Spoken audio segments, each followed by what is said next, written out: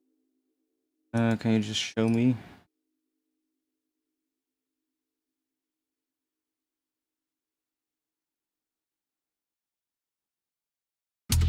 Hazardous, hazardous, hazardous, hazardous, hazardous, hazardous, hazardous, hazardous, hazardous, hazardous, hazardous, hazardous, hazardous, hazardous, hazardous, hazardous, hazardous, hazardous, hazardous.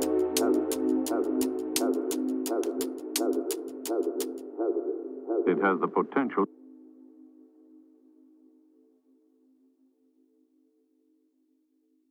Go back more.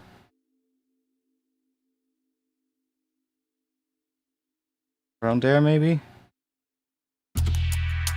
Hazardous, hazardous, hazardous, hazardous, hazardous. I don't want to spend too much time on this vocal, but for now... It has the potential to be hazardous. Yeah, that's a bit better. Back to what we had here. And yeah, like I said, there needs to be some kind of a rising thing or effect happening in between there, or a longer vocal snippet.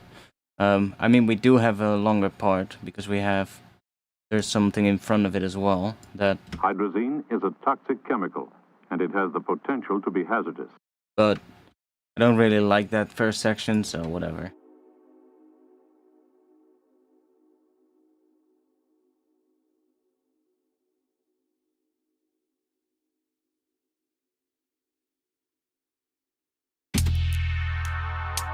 Hazardous.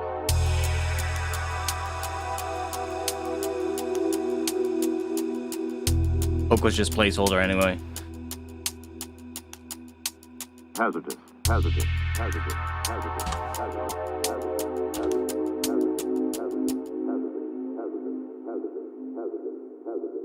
It has the potential to be hazardous. Okay. I also want to make sure that this thing not extending behind here, so we're just gonna automate this probably.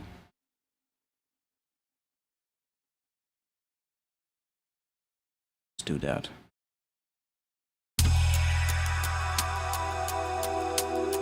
Yo, Ryan, welcome.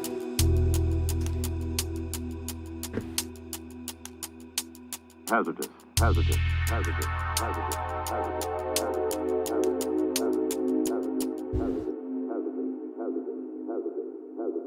It has the potential to be hazardous.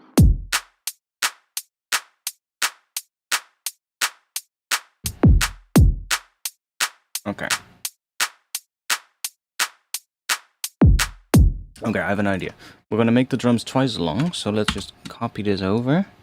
I have an idea for the drum pattern. Like I said, I think I like this with this little kicks, at least for the first part of the drop.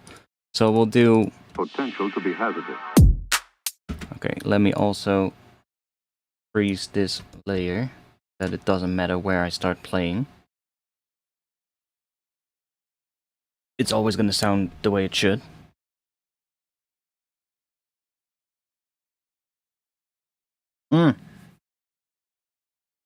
My drink spat at me. What the fuck? Okay.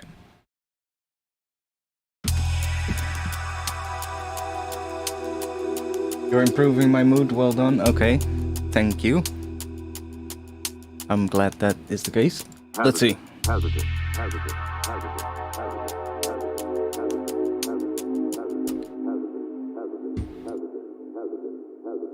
it has the potential to be hazardous.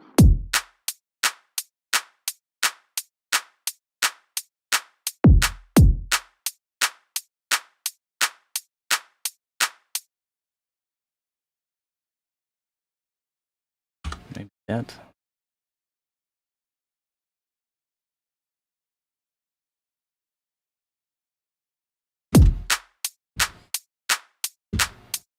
I know it sounds like absolute shit right now, but bear with me.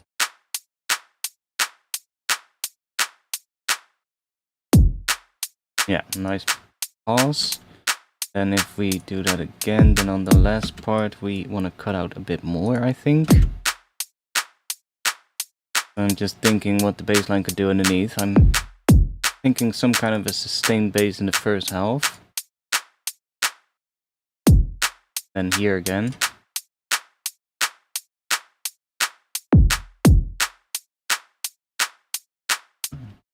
Maybe we'll have another kick there.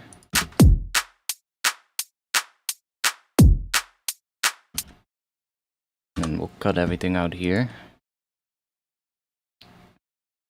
And then in the second half, we want to have some extra shakers coming in. So let's add those already as well. Let's go to drum loops here and let's just search for shaker. It wants to. It definitely has the potential to be hazardous. That's nice. Let's see, I think I had some other folder here. Search for perc. I think it was called percussion. I had a folder with some weird shakers in there.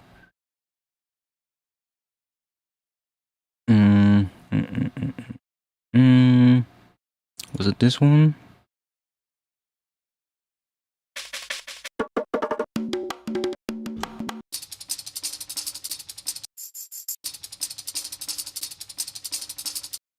Maybe. No.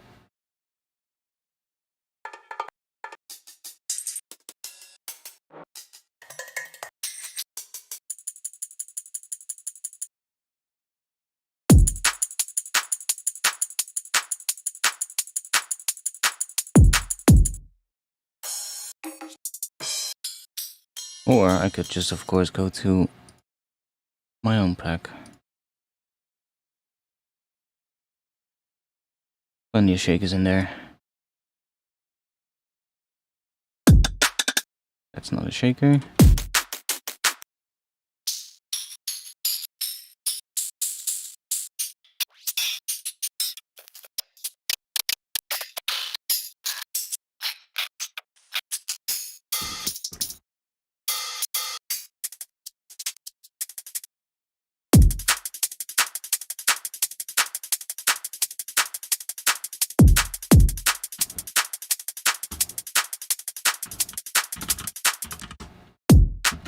Maybe. Maybe. I think I want to have something a little more crunchy. What do we have? Definitely not that.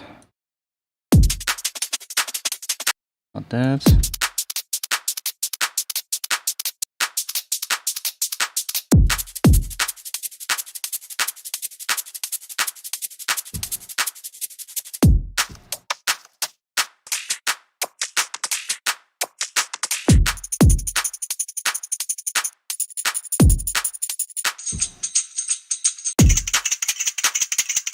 Weird one.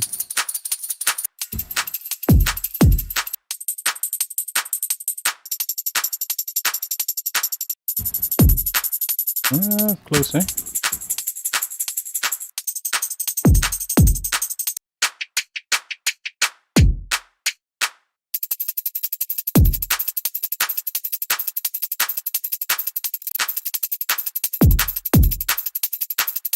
Kinda cool.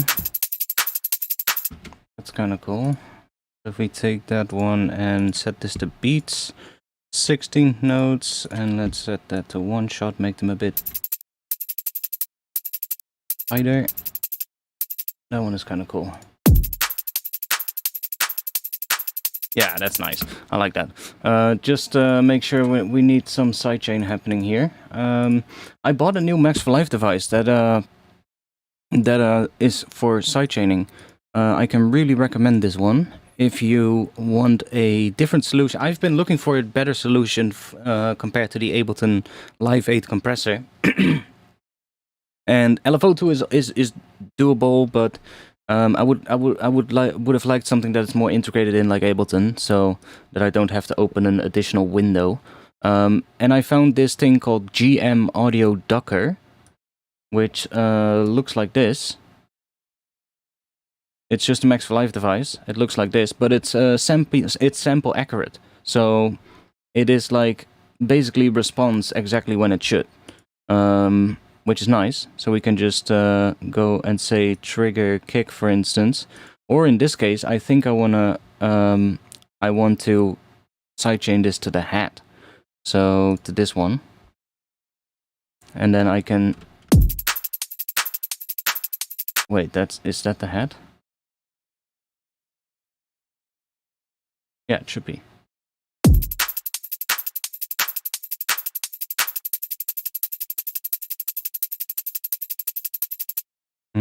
Why is it not doing anything now? We need to do that. Yeah.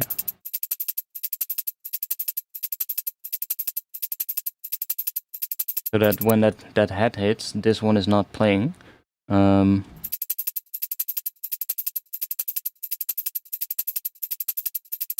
it's a pretty nice one.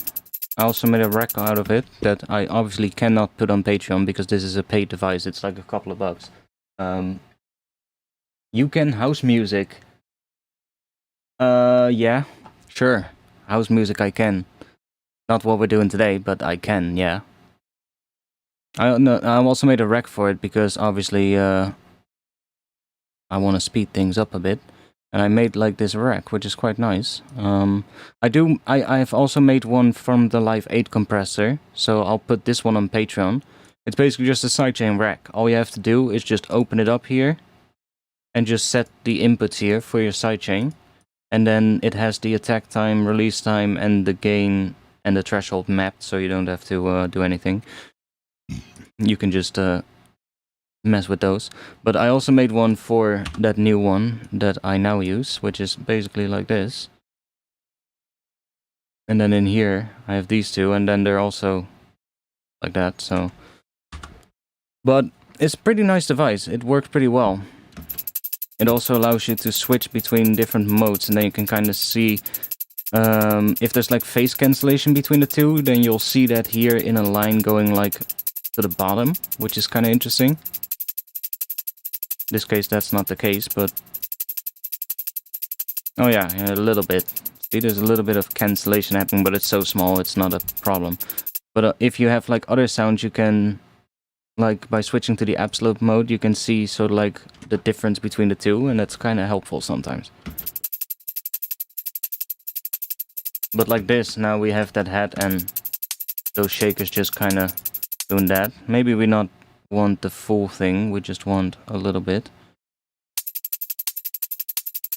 So there's still a little bit of that shaker, but not the full level. Because the hat doesn't have that really high resonant shaker sound in it, so I don't want to take it down completely, but without it, I felt it just... So it just cleans it up a little, and you can see it here at the top as well. Or you cannot, but do that you can. Right here at the top, you can see it as well. Like if we don't do this, see how the hat is literally like stacked on top of it, and it's like poking out every time the head hits. But then when we have this one, they're a lot more even. See? So they're not really. This one is not really adding to the full level of the heads now. It's just only adding the ones in between, which is kind of nice. So that will probably come in halfway, or the second time this loops around. So let's just duplicate this one more time. Then delete this one. And then we'll go and probably delete this entire section here. And this section. And just fade that. And another thing I want to do now, before we get into the bass, is add a little bit of groove to this, because those shakers are dead on the grid, and I kind of want to see what it sounds like if we add a little bit of groove. So we might also just as well just select all of these and then go into here and then go into my groove pool, and let's select the DNB groove late 16s mid, which is on my Patreon somewhere, some of the earlier packs I think, but they should be on there. And again, you cannot see that, but it's just, it's just this. So basically this one play it. Can we play that? We should be able to. We just put it in here. You'll be able to hear it. We can actually see it already. That is the groove that it adds. And then you can use the percentage here to dial in how much of that change you want. And it's only shifting, it's like this is one beat.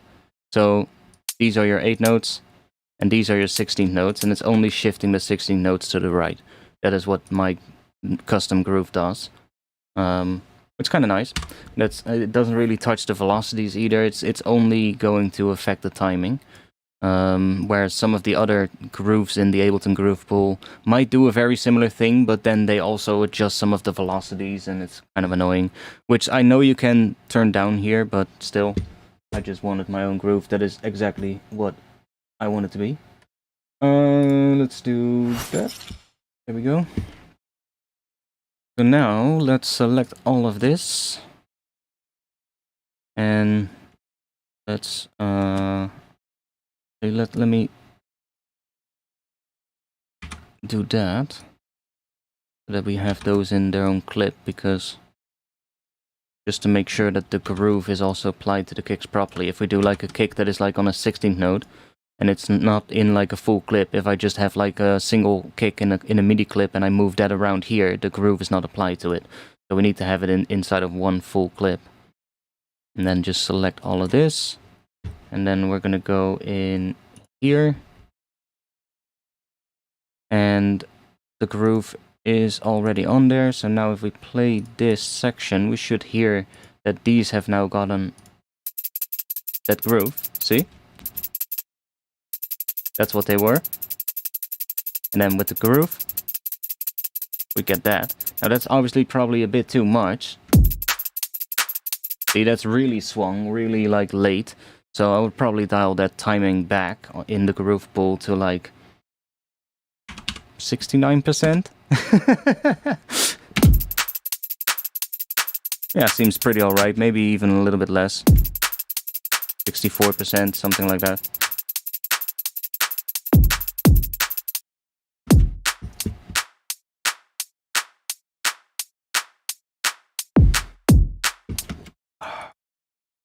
Also a bit loud. There we go.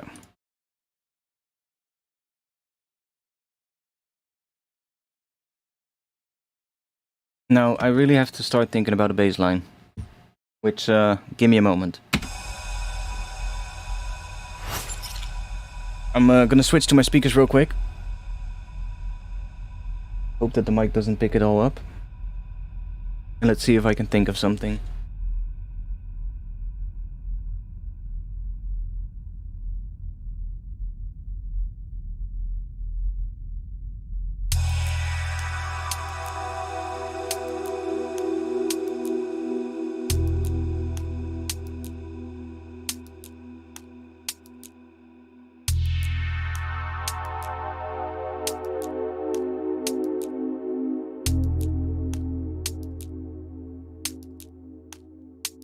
Hazardous.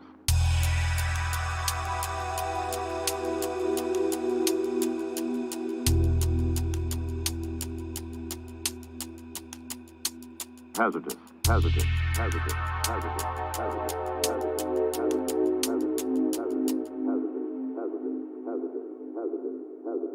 it has the potential to be hazardous.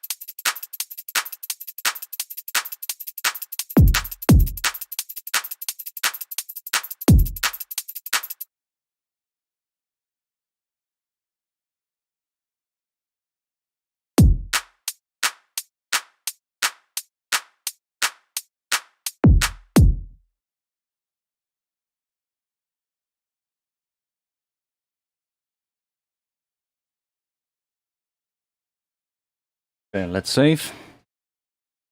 And let's see. I'm thinking sustain bass in this section.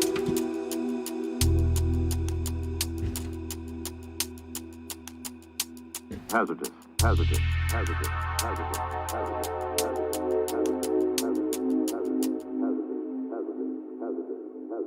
hazardous. It has the potential to be hazardous.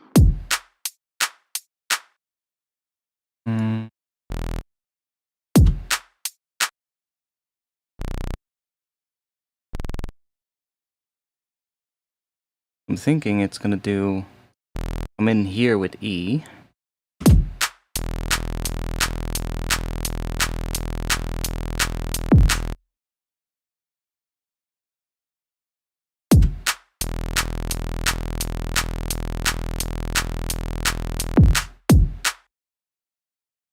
Maybe cut out here or here, I'm not sure yet, but... and then I think it wants to have like a little pitch thing at the start. I could do that in MPE. Or I could just use glide. Let's see. We wanna start on B there, then glide up.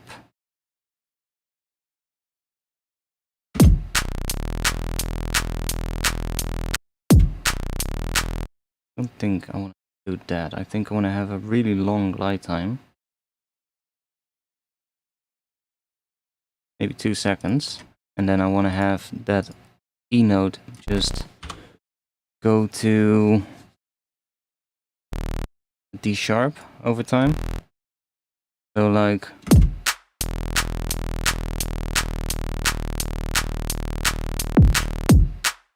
do that, because we're really using that D sharp in the intro, right? That's really part of like the intro theme, is that minor chord thing that we have goes from B, E, F sharp, and G, which is basically just an E minor chord inverted, and then adding the F sharp, which is the second of the scale, which you would call an add 9. And then we have this chord, which is kind of like a C diminished, but with a diminished 7th on top. So you just get like that chord there, but it uses that D sharp there, right? Or E flat, we should say. We get that E flat there. So if we do that here as well, we kind of keep that going, which is probably a good thing to do. And then we want to have a completely different sound, of course. Now, I am thinking we could maybe still do some kind of a lead-in into it, which we could do with a pitch bend. Let's try 12. And then let me grab this rack real quick. Where is it? MIDI. Wait, what? Oh, here. MIDI pitch bender. There we go. And then right here, we probably want to have it start down there so that we get something like that.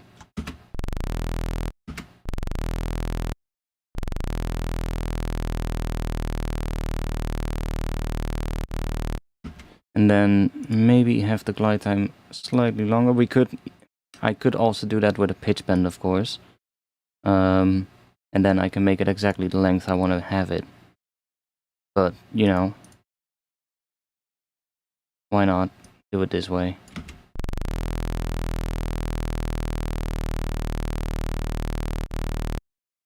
Okay, and I guess we're just gonna cut it out where that kick hits. So right there. So now we need a patch for it. Let's go into the favorites here. I actually dragged in the massive wavetables as well. I added a bunch of wavetables from other synths as well, but let's see. There was something with folded in it, folded sine. I think those sounded pretty cool. Those had like that kind of thing. Ooh. That could be fun. That could be fun.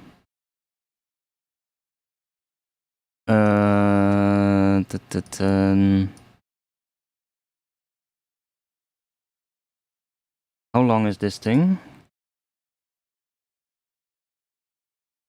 That is 4 bars. Okay. I'm just gonna do that with, let's just use a curve. Set this to 4 bars on one-shot mode. And then we'll just do this. And then we can put that on here.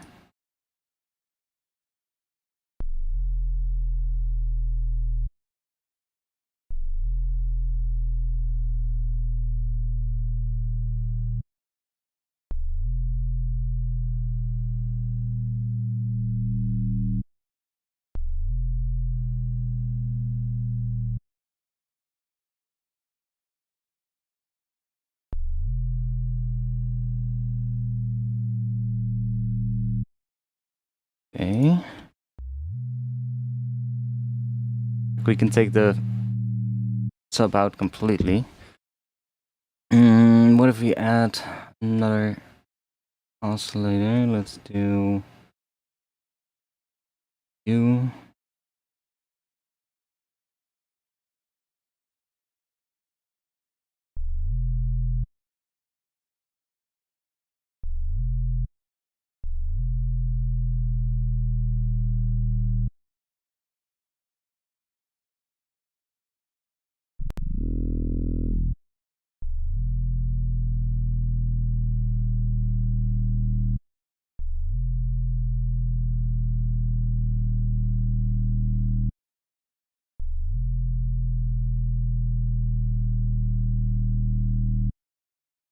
You kind of like that.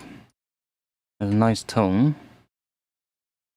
Give this a bit of a tag so that we don't start right away. It's just fades in that first part that hits on the snare, and then this one just give it a bit more so that it's not giving us a click at the end. Okay, that's cool for now. Let's go check how much. How loud is this? To be hazardous. Way too quiet, but that's fine. And also here on the master, how much is it? How much is this clipping, and what is making it clip? Be hazardous. It's the clap layered on top of the bass that's making it clip. Makes sense because there's no sidechain between those layers.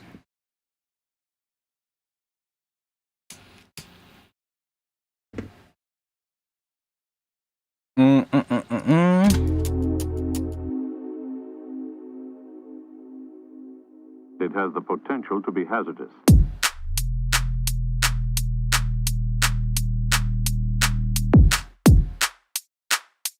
Something in between there. Then we probably just repeat that one again, honestly, but maybe we'll play with the pitch bend a little bit or something like that. And then I can also think we probably want to distort this one so that we get some more extra harmonics. Let's go in here, let's add some distortion. Let's see what we get.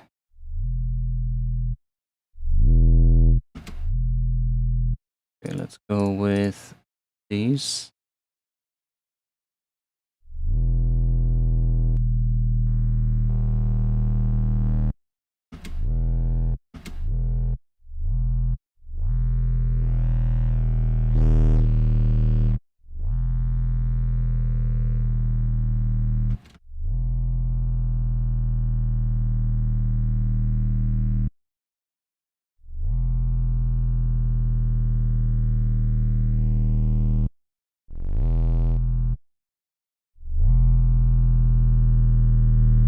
Boost that up a little.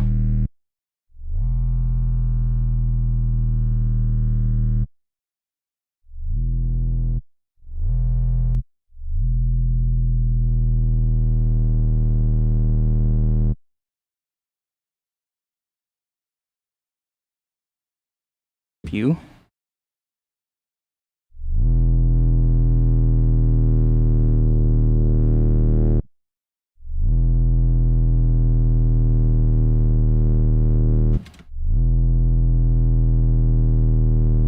Pretty subtle, but still just adds a little bit of thing there.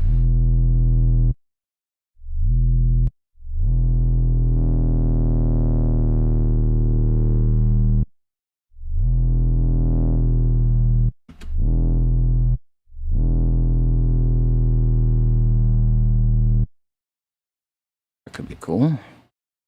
Let's grab these. So was it 4 bars? Let's do that, and then it's gonna go down. We'll just do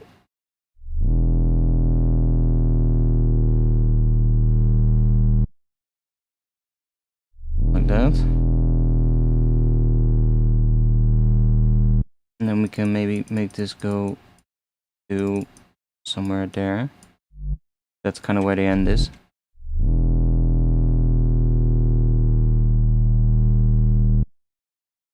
And then what if we do this one in opposite direction? And do something else there, but maybe not make it go up all the way.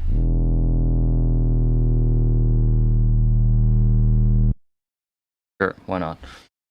I do want to maybe add something else to it. What happens if we're only doing a tiny bit of FM? What happens if we do more? Can we?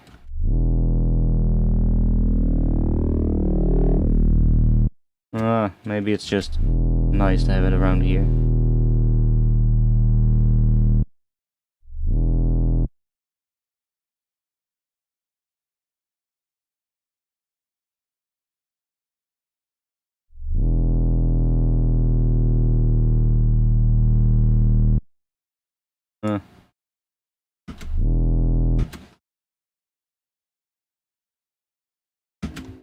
It has the potential to be hazardous. Okay, too much high end at the moment, but that's fine. We can go after this one and then filter it again. Let's do... use this one. It has the potential to be hazardous.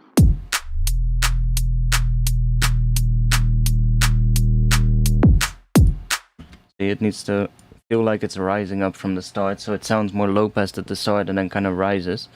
But that distortion is still adding something, right? It's tiny little bits.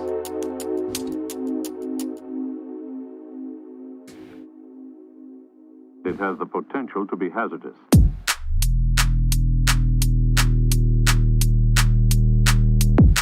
Like an extra layer coming in on top of it.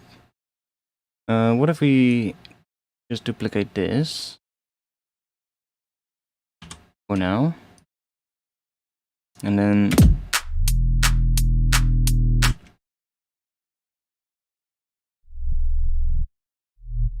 what if we go there?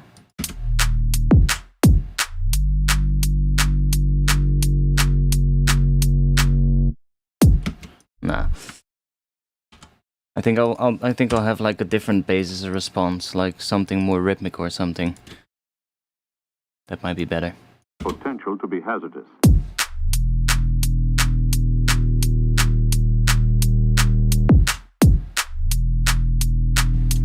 Okay, what if we add this one? Potential to be hazardous. We grab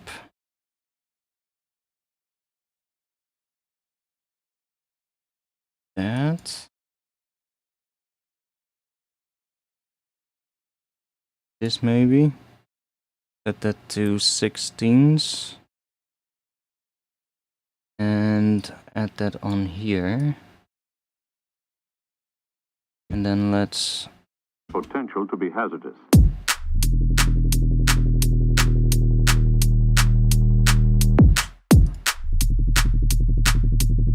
Too much now, but...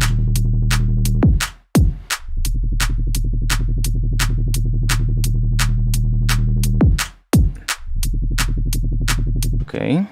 And then let's put a macro on this one. So that is the 16s LFO. We can automate that, for instance, during the second half. That comes up, and then maybe not all the way, but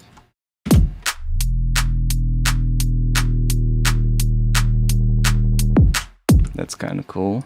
Maybe a little bit more.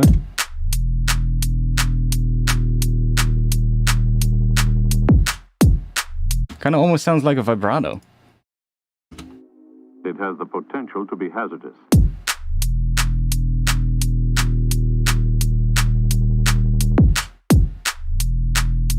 Kind of cool. It has the potential to be hazardous.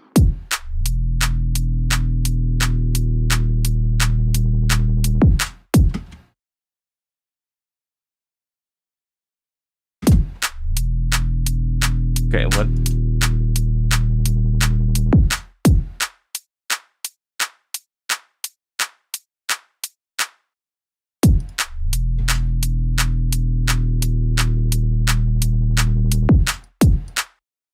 Okay, let's see if I have something that we use after this.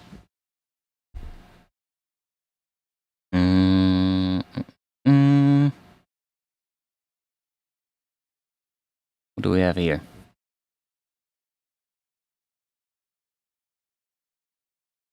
It's definitely still sounding like a relatively minimal bass. Jesus, why does it take so long? Let me save before anything bad happens.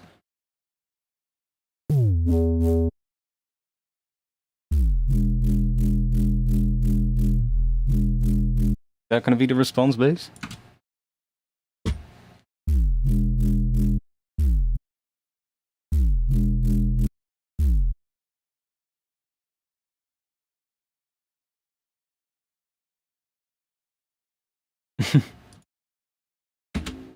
It has the potential to be hazardous.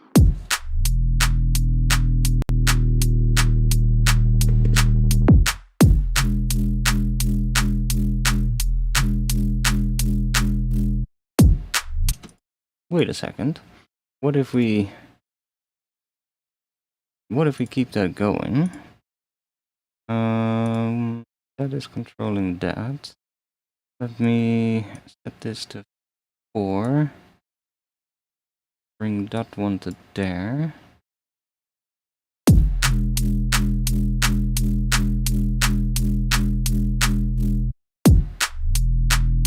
Okay, and then let's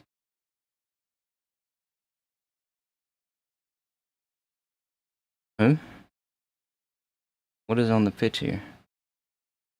Oh, that's the start, of course, the pitch envelope at start. Let's go something long again. And what if we just you?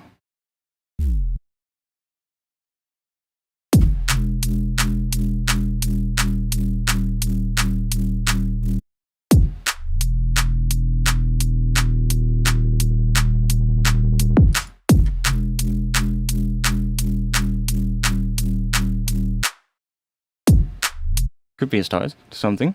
Not sure if I like that, but let's just see.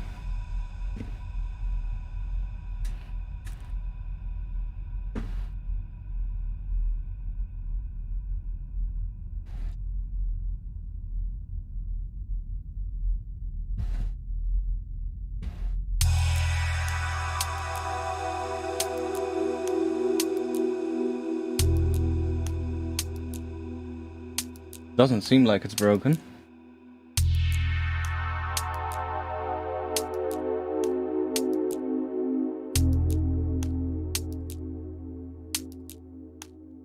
At least not on my end.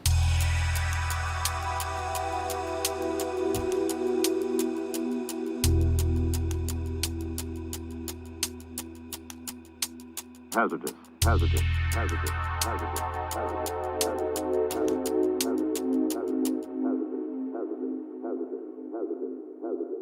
It has the potential to be hazardous.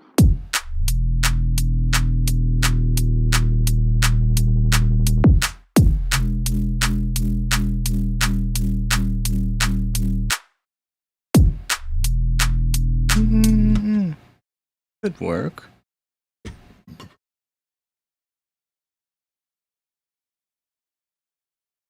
Good work.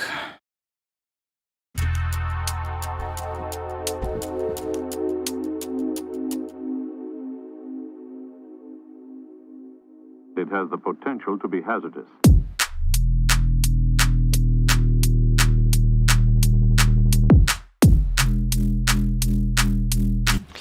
I don't really like it, so let's see. Let me just leave it in here for now. I think something a bit more rhythmic could be nice. The response. We have more.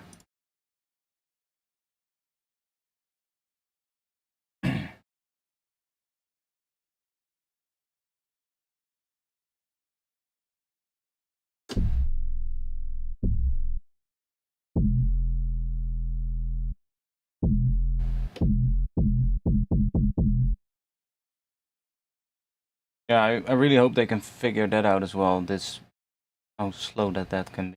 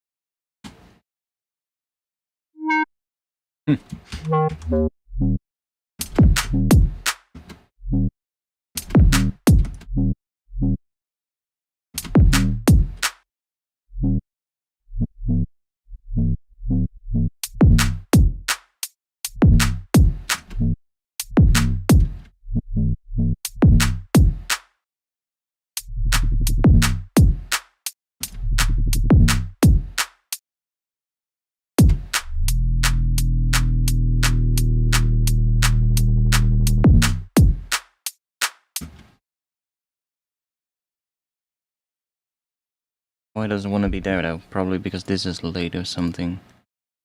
Ah, that's why. Oh, doesn't matter. It's fine. I can give it some more attack here. So it kind of doesn't layer too much with that other one.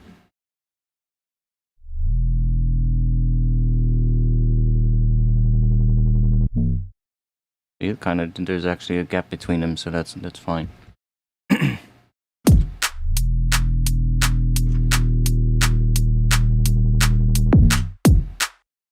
Something like that, and then we can play around with this one later to get it right. But what are we gonna do as a response? That's the main question.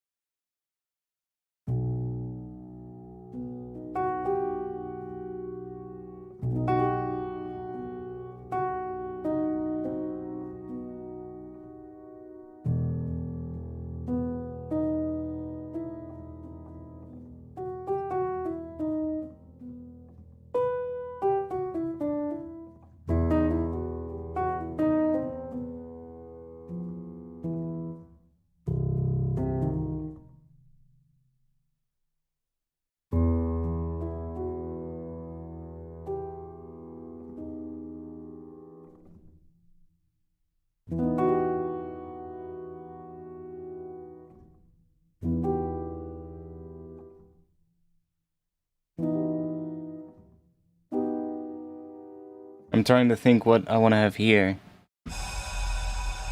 Definitely not that crash thing, probably. That's probably going to be for there, but...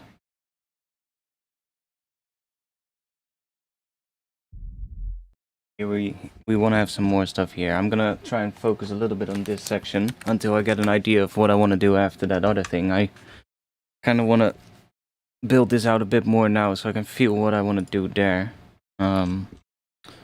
Let's see.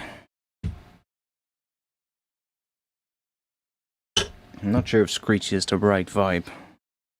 What I want to go for, honestly. The first bass works pretty well. Just needs like maybe a layer or something on top.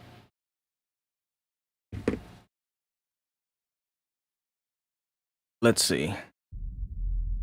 So here, let's do a little search for impact.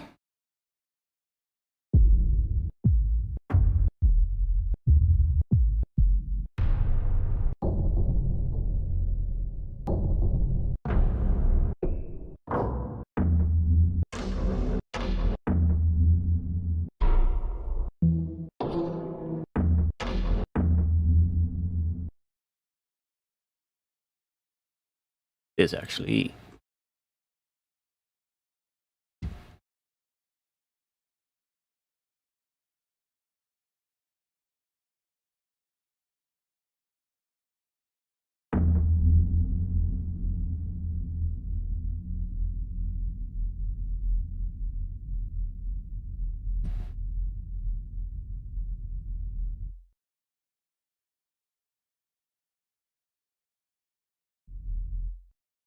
okay. Where's the piano?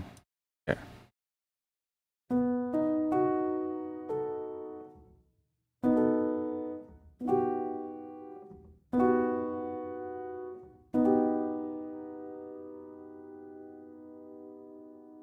That chord leads pretty well into our minor chord, so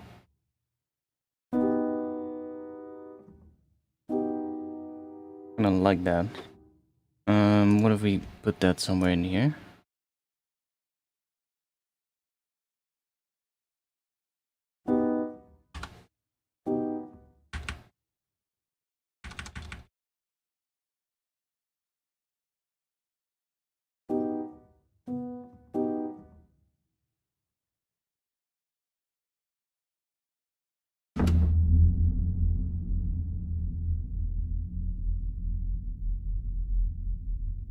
Sweeping down a bit here, maybe.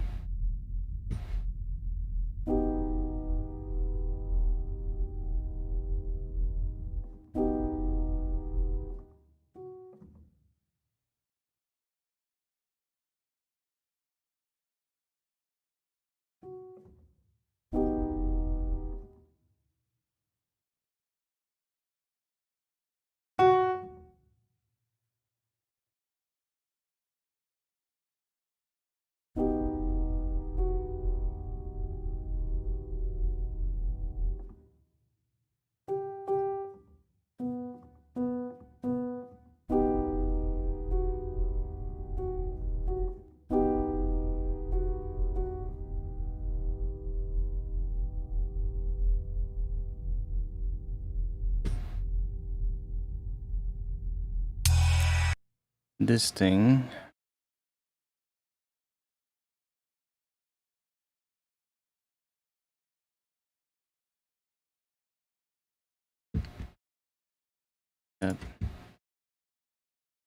Let's think. Where are my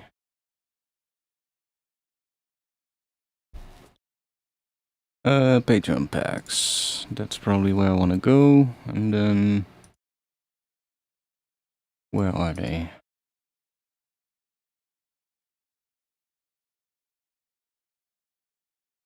Keep forgetting which pack I've put what in, because I've made so many at this point.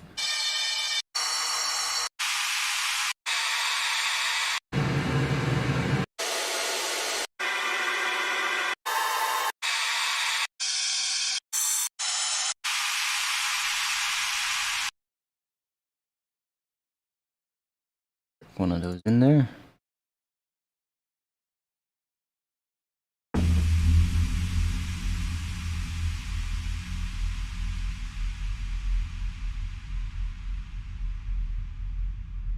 Want to have another layer here, but it's not the right chord. But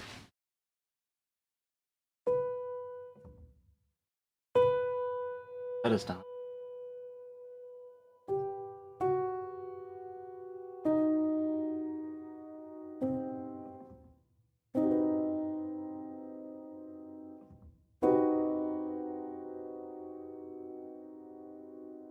That's also an interesting chord.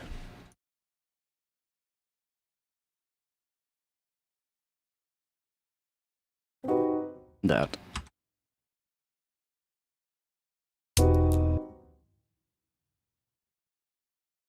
Slightly different, see?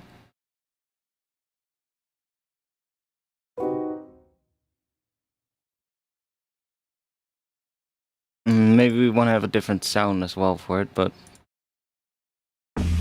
we'll see.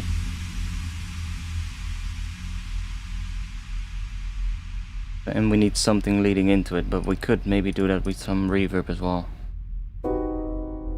It definitely sounds better. More like what I had in mind in terms of the chord.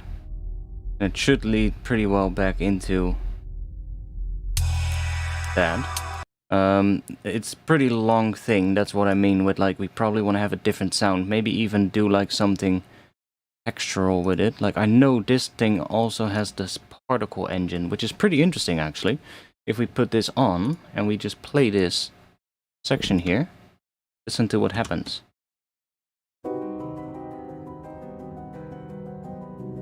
That's actually really cool. And we can play with the density here and everything. We get like, let's just do that.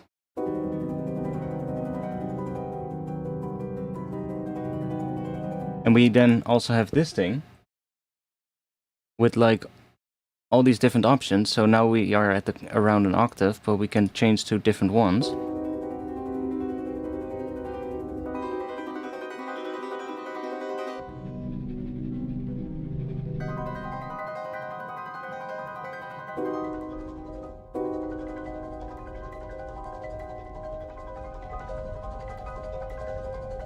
Now we're hearing just the particle system.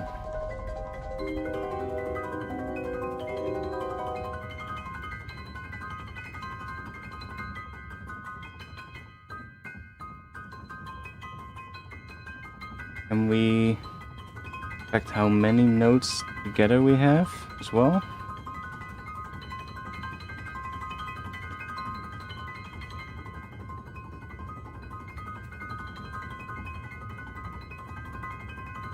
Because there's clearly multiple notes playing together.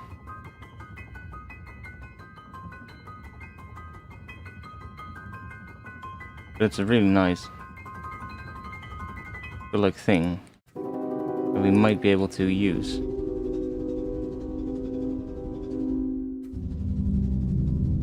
Ooh.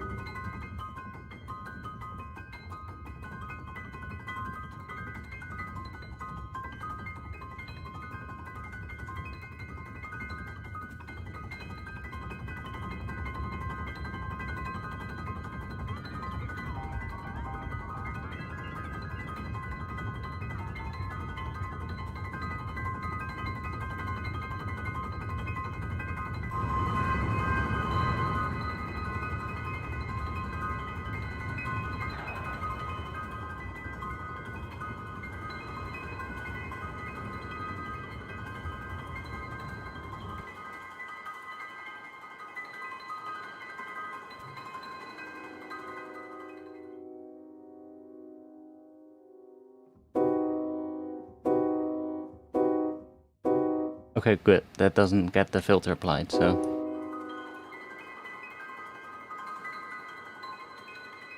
But I would probably have these like as separate instances, but this is quite nice what we can do with this.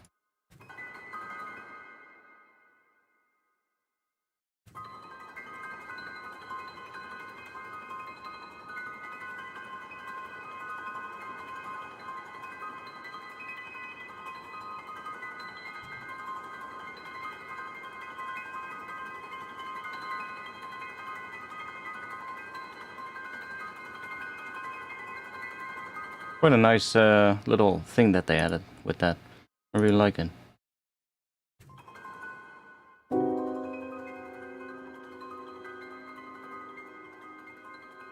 can you also...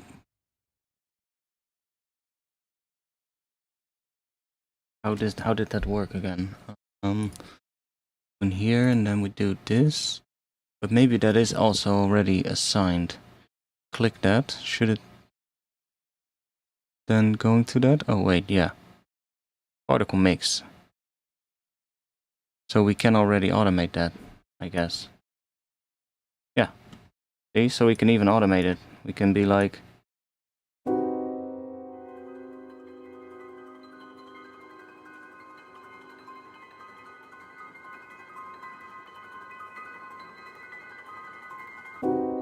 Quite interesting. Sure we need it on this sound, but...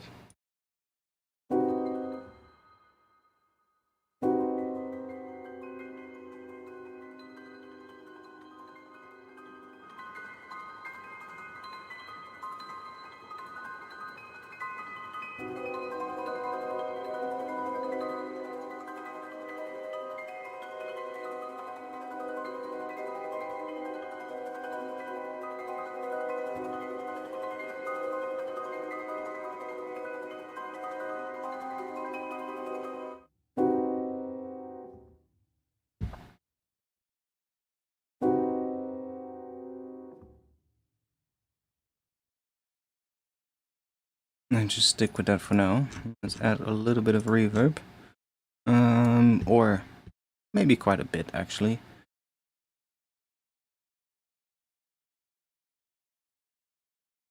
Use that one again.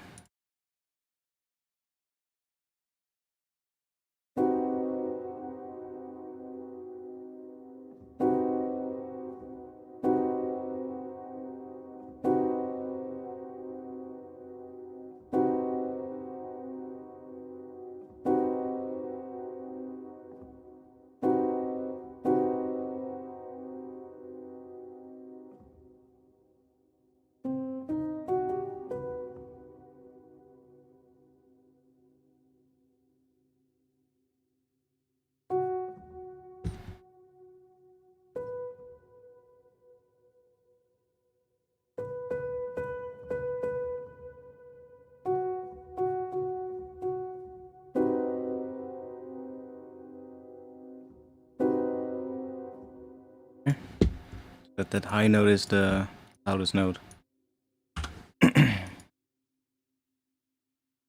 Let's put you on that. I really don't want a lot of that that low stuff.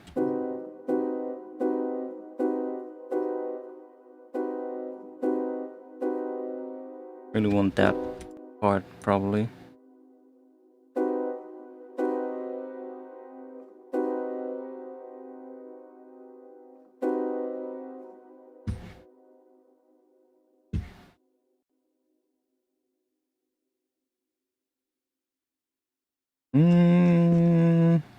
Sure, let's try this one out. I download this thing. If you haven't yet, then you probably want to. Arturia released a free plugin. At least it is free still at this point, but it won't be in the future, I think. It's like a unison effect, but quite interesting. So, next to just the unison itself, it also has this other thing here. So it has like distortion. Quite cool. But we also have a harmonizer.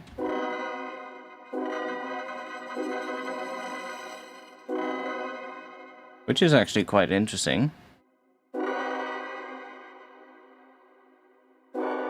Maybe not the best when we already have a chord feeding into it, but still makes for some pretty interesting things.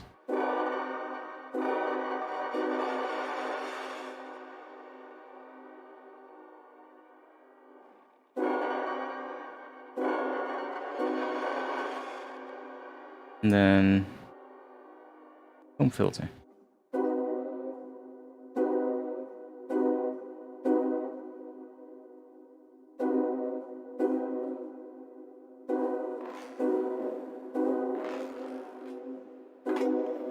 Oh yeah. We also have modulators, I see, so how do you assign that? How do we put you on here?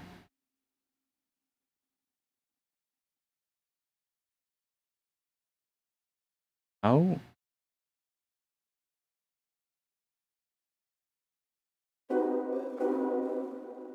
Am I missing something?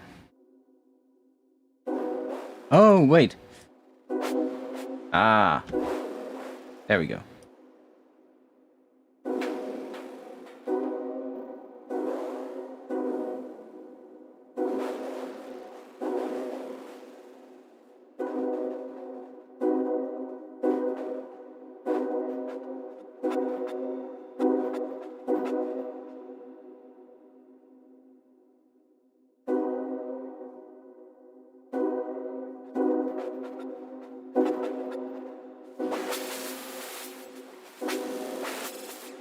Interesting.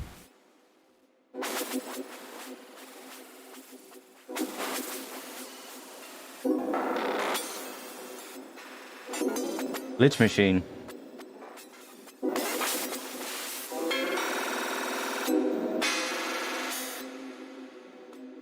Oh.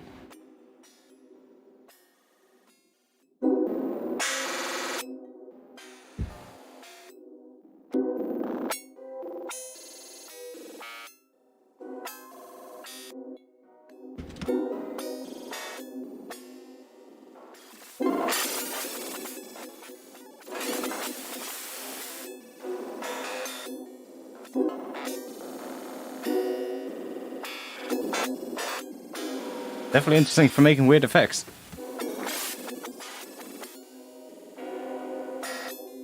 Wasn't really what I was looking for here, but definitely cool for that kind of stuff.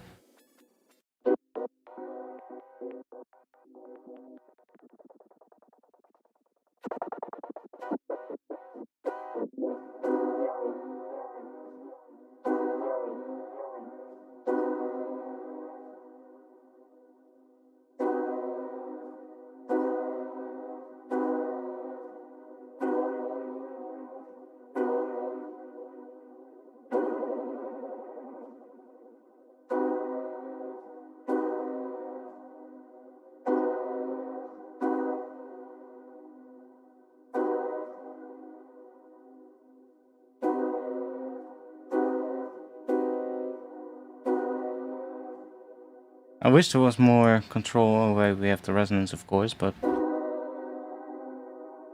Ooh.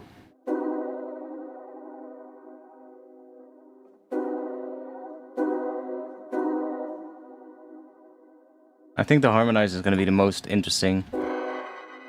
Because it just adds like all these weird...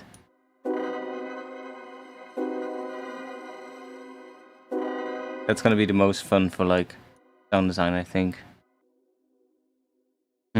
Let's just not do that on this sound. Let's just continue.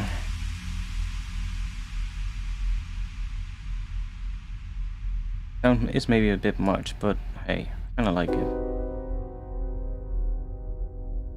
Let's move on to the next section. Let's get back to what we were doing.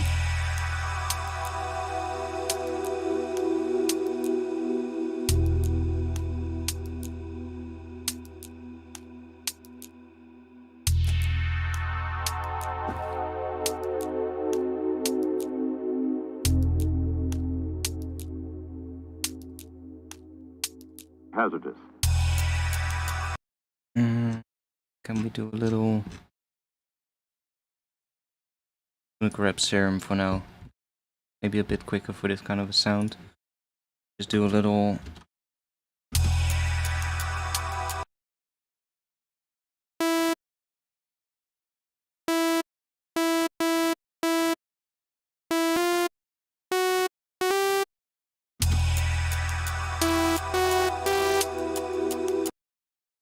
Oh.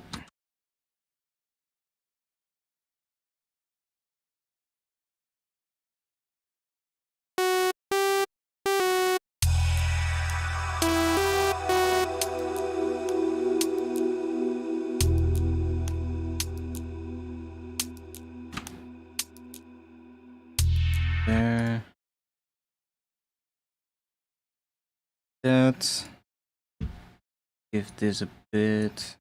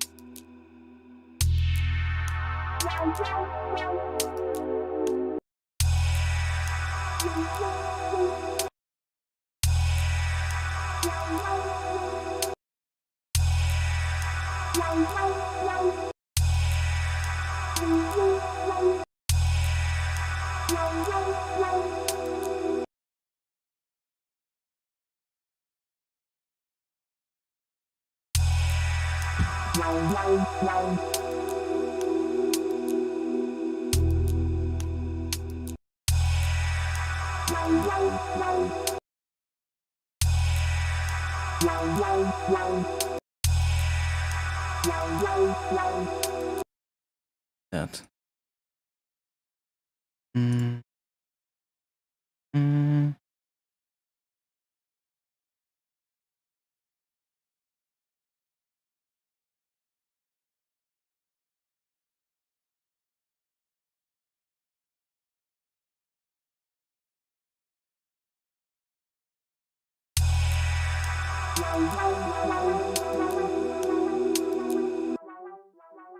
That, or should we do dotted maybe?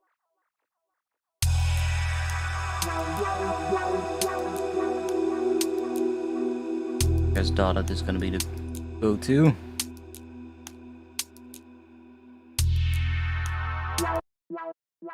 Okay.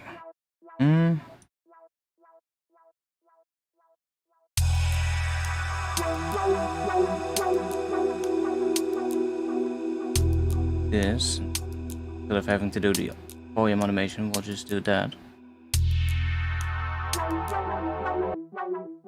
And bend it up a bit.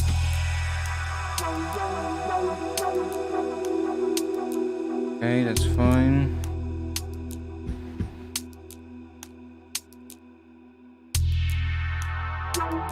Just so we have something here.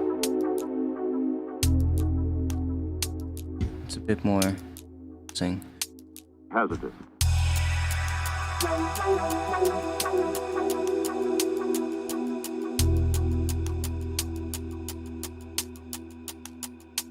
Hazardous. Hazardous. Hazardous.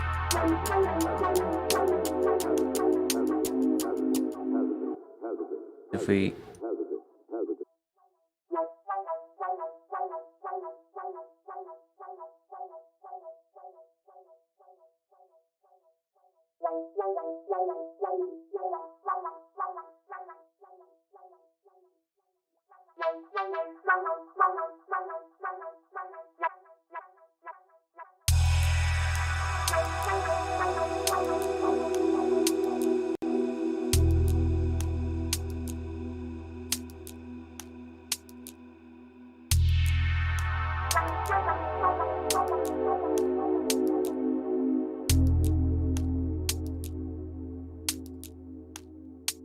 Hazardous.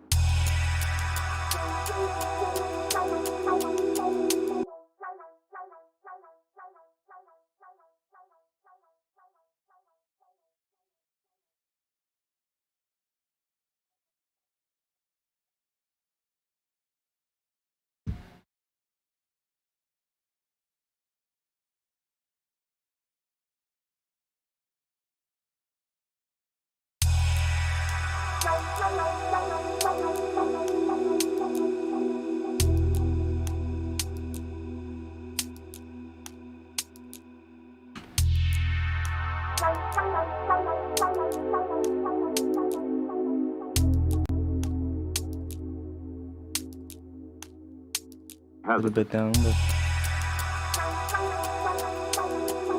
Right there, maybe. Cool. Still need more stuff here, but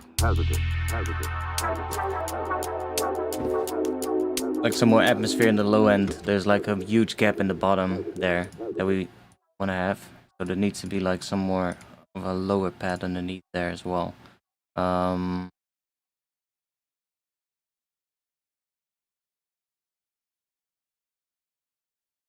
Should be able to make something pretty quickly. Yes. Let's grab that.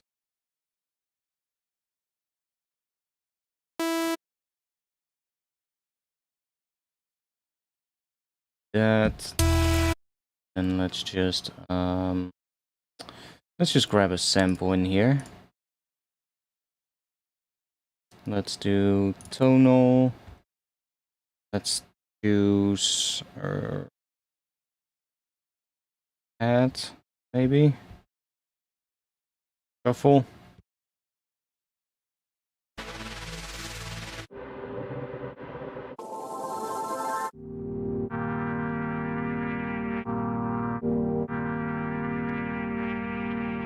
Maybe. Put that in the granular thing.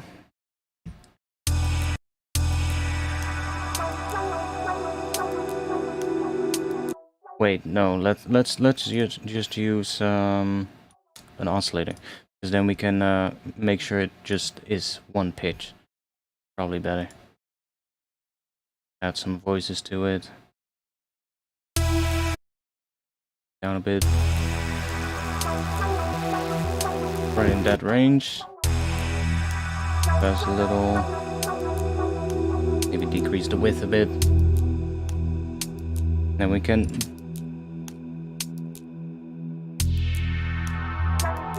That fundamental is layering with that other sound, so just EQ it a bit. This one right there. Like, I removed it and I didn't like what that did. But wait, I have an idea. Let's remove it here. We get that.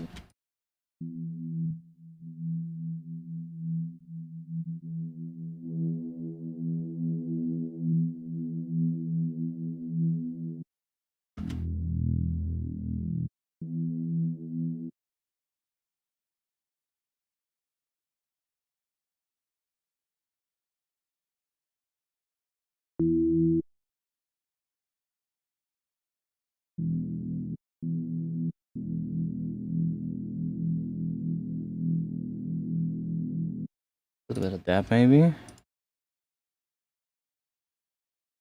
And we can just make sure that we cut that part off again. Then it should be able to layer with this one perfectly fine. See? Because it sits above there.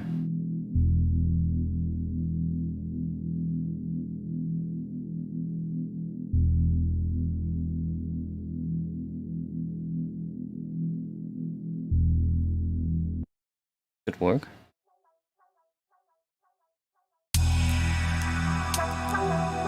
I don't like that fucking delay synth that we did. This thing.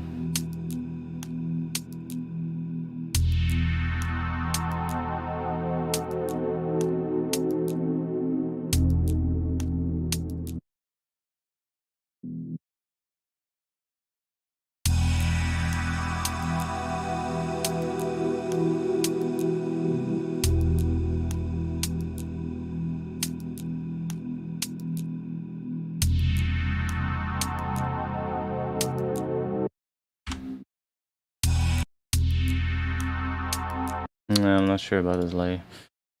Whatever. Move on. What did we have again? It has the potential to be hazardous.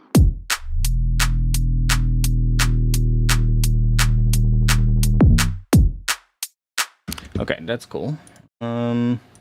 Potential to be hazardous.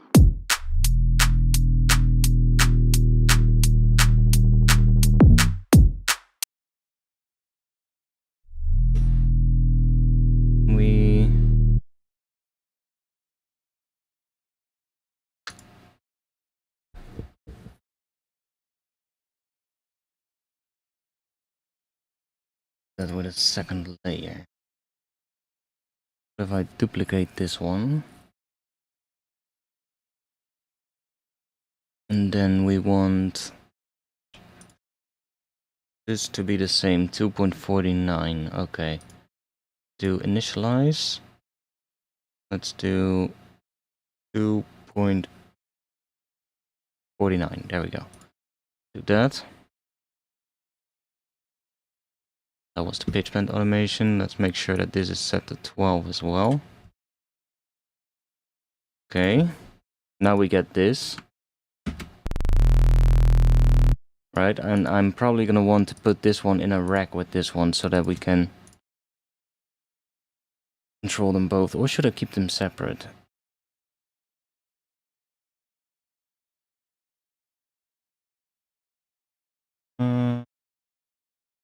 Let's keep them separate. Then we can maybe do a different pitch bend on this one, going up to like a higher note or something. Might be interesting. So what I'm thinking is having like another layer that is definitely going to be higher pitched.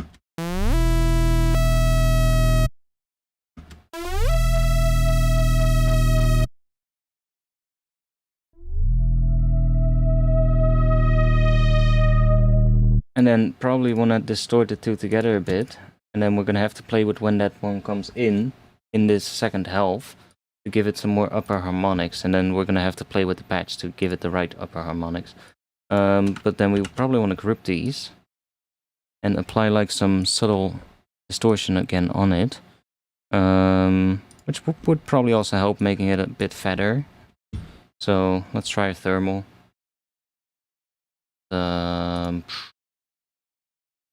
Try one of these presets, see what we get. That's quite a bit. But I want to hear what we get when we start bringing this one up.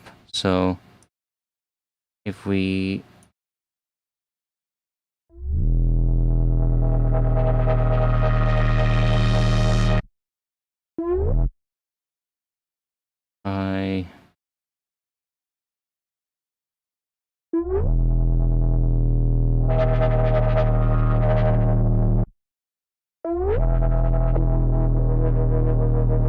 then probably just gonna have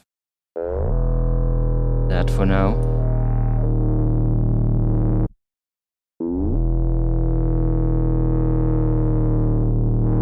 We can find like a harmonic that we can add to it.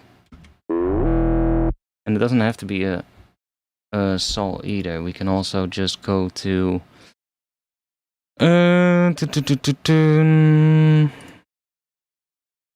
was it again?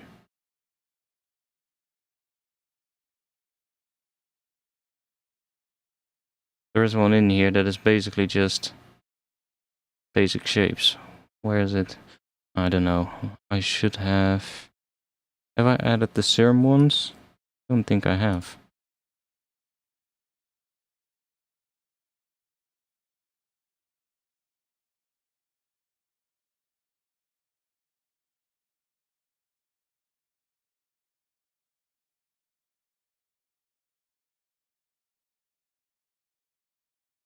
It's that one. That's basically just the basic shapes, but with a fade. Fine. That's not. I mean, that's fine. Oh wait, we also have it here, of course. Keep forgetting that. We basically have it there.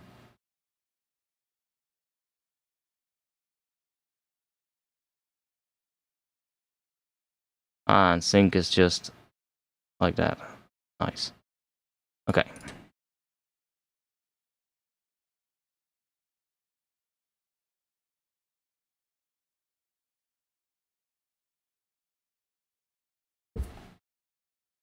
Then we can use this. It's a bit annoying that that is like that. Kind of tempted to use serum for this second layer.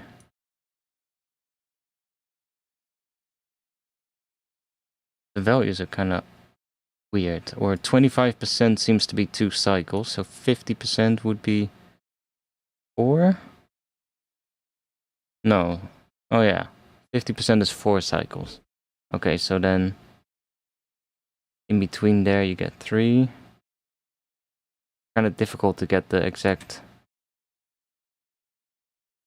because it's not a wavetable, right? Wait, I have a solution. Let's just go in here. No, go in here. Import wavetable. Xfer. Turn presets. Tables. It's in digital, right? Harmonics. Series. There we go. Now we have a perfect harmonic. So now we can literally choose which harmonic.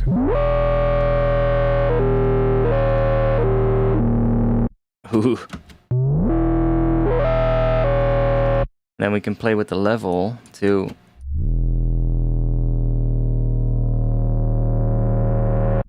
bring that in, which is exactly what we need to make it a bit fatter. And also we can change the harmonic in like other sections of the track to get variation, which is probably a good thing to have. We're getting somewhere.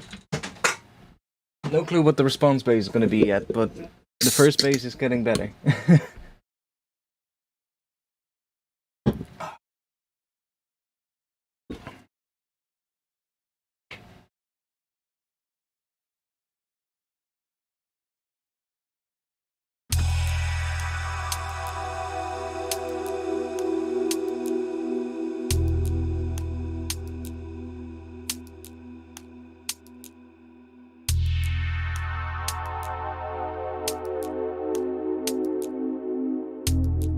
Something more here, we'll figure out what we're gonna do there. Maybe just some more percussion. Like what if we just add a simple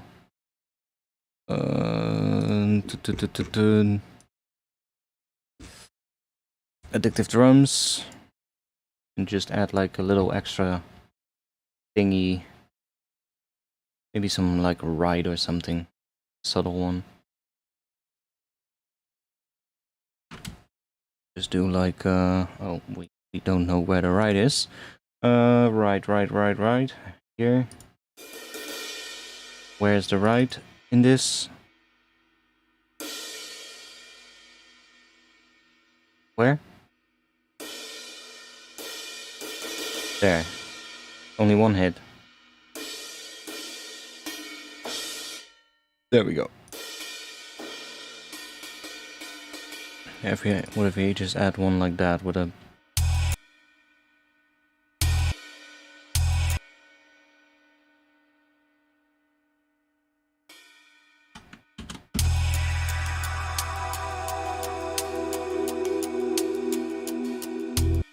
Might be interesting, something like that in the intro.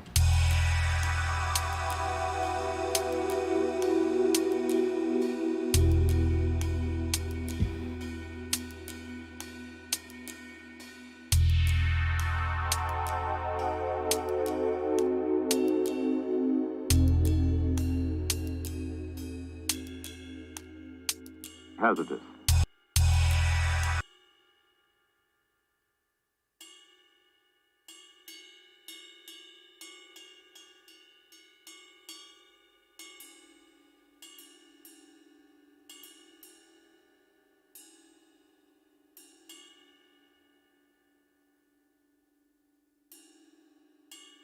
That pattern.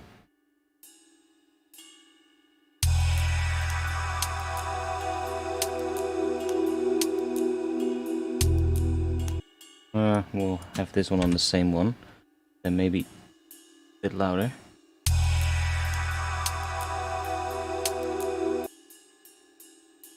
Pretty subtle, but let's...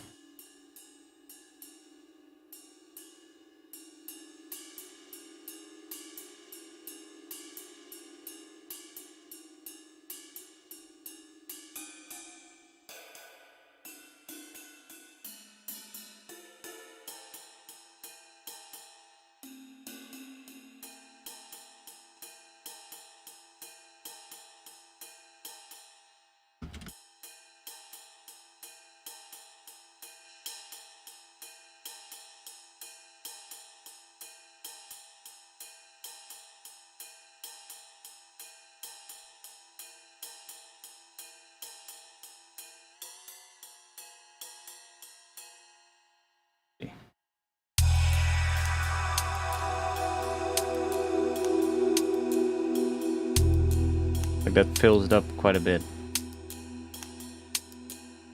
Might even be too much, might even want less hits, but for now.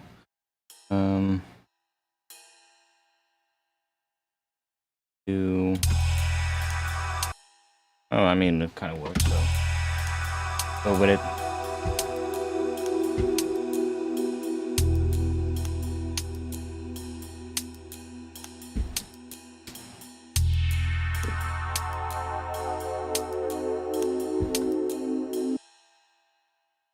Let's see what we have at this point.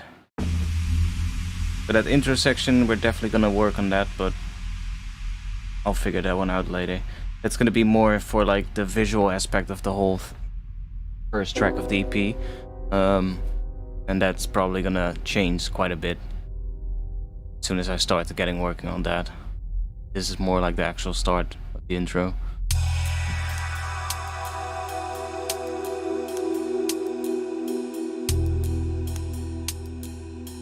Yeah, I do think I'm gonna have a less busy ride. What if we just hit every hell of a beat, hell of a bar or something? Hazardous.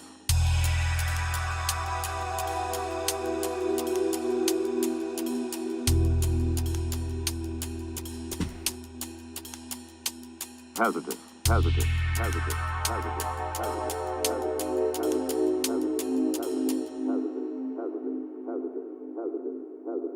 It has the potential to be hazardous.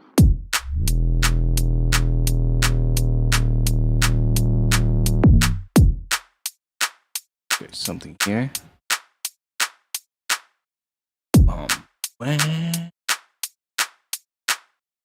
Okay. Let's see. We do. What if we do this?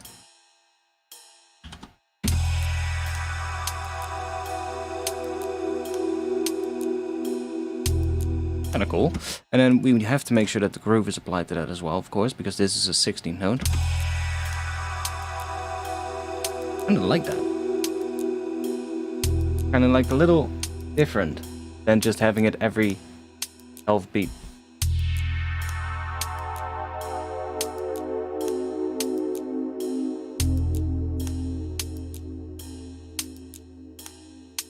Hazardous. But then here it also falls in between those hats, which is kind of cool. Be nice to have. Hazardous. Hazardous. Hazardous. Okay. It has the potential to be hazardous.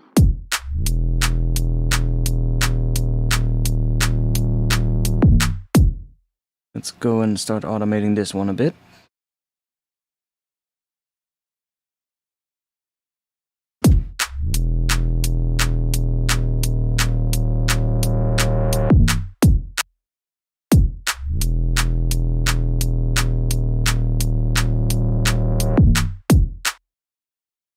And let's go back in here and we can change this.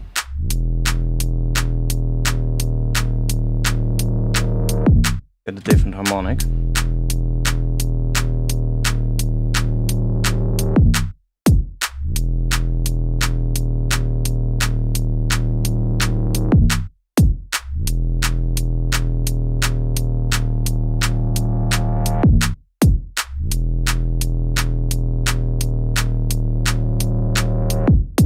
Not sure what we want though.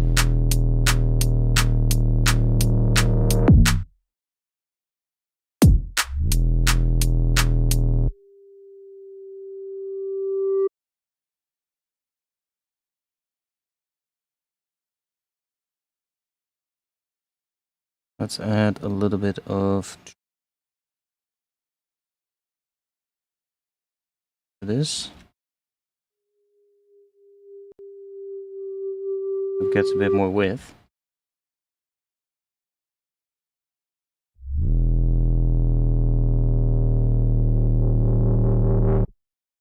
So it's doing that.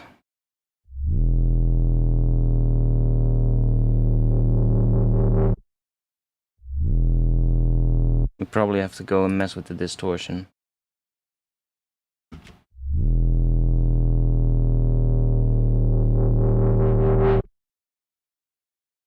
Go into the group here. Go into here. Try out a couple of different distortions. See what we get.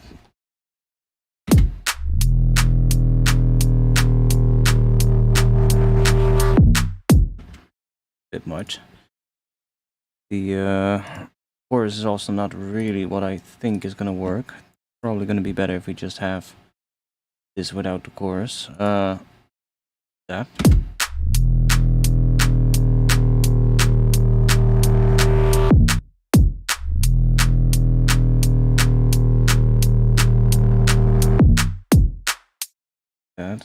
So what does that add now?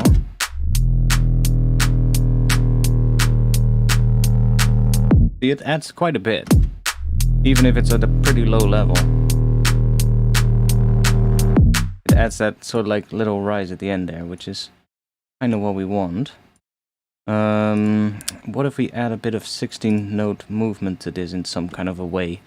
I guess we can use maybe a level for that. We grab another curve. What was the shape on the other one? Just copy that shape. So it was just that. And then if we put that on the level with trigger, 16s. And then we can bring this up and we can set that to bipolar. And just do quite a bit for now. I'm not sure exactly how much we need. Then we'll put macro on here. We can control that. That is already being automated.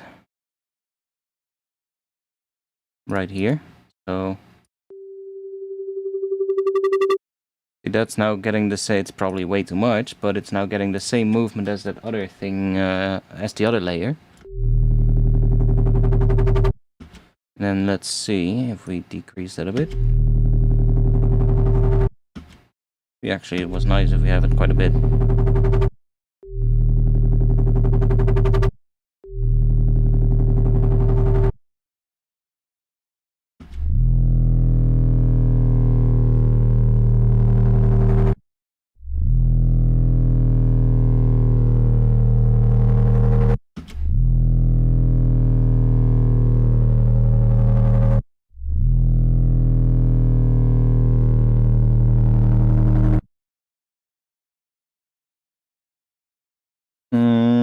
What else do we want on here?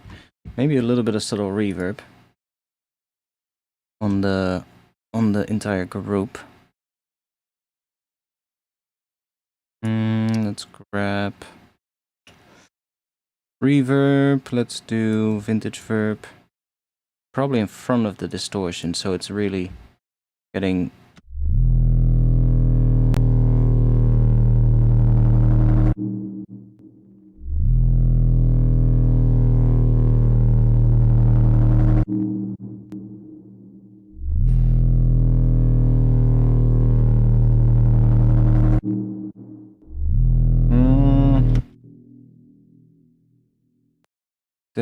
Let's do Bright Hall maybe.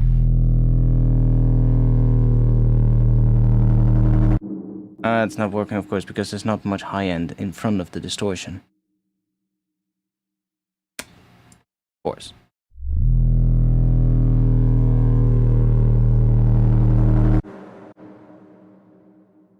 Now it has more high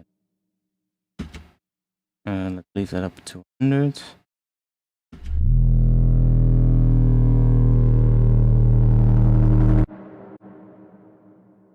Sure, we're gonna have reverb on here, but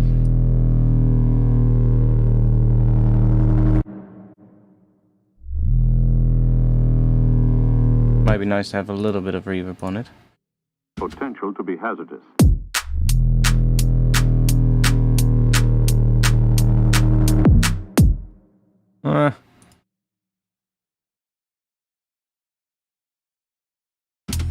Hazardous, hazardous, hazardous, hazardous, hazardous, hazardous, hazardous, hazardous, hazardous, hazardous, hazardous. It has the potential to be hazardous.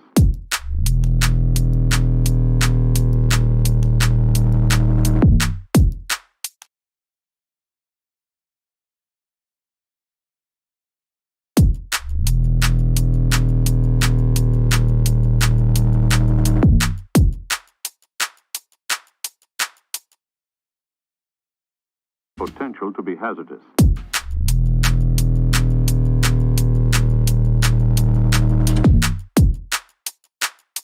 The clap also is shit at the moment. I just noticed. We need to fix that. What if we got one out here so that we have Be hazardous.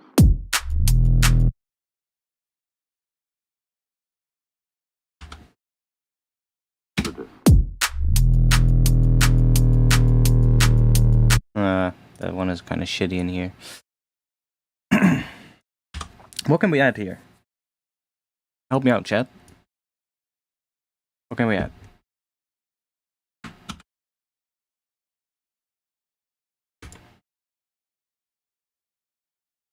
Oh, I do a little bit of gain staging here.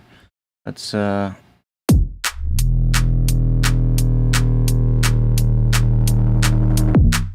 pretty decent for now. So those are good. Let's make sure that the rest is a bit more. It has the potential to be hazardous. It has the potential to be hazardous. Can probably be at that.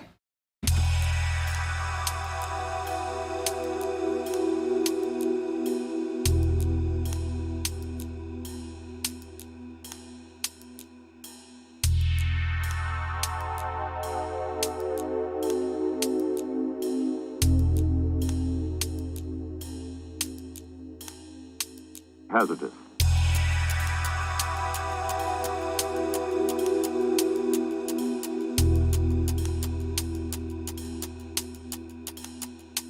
Hazardous. Hazardous. Hazardous. Hazardous.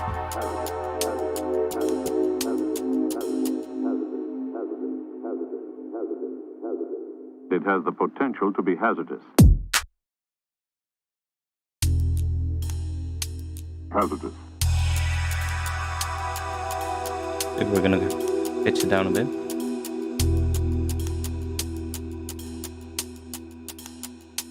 Hazardous. Hazardous. Hazardous. Hazardous.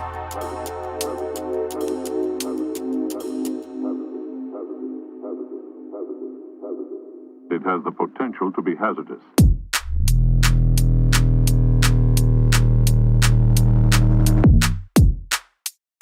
What are we gonna add? That's the big question. Let me fix the clap. Because that one is absolutely crap. Clap. Oh, I just literally clicked the same one.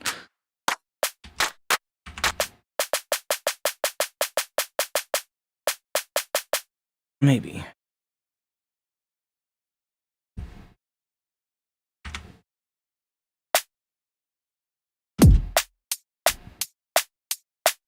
Could maybe work as a bit of a transient, so. Chat. Is chat It has dead? the potential to be hazardous.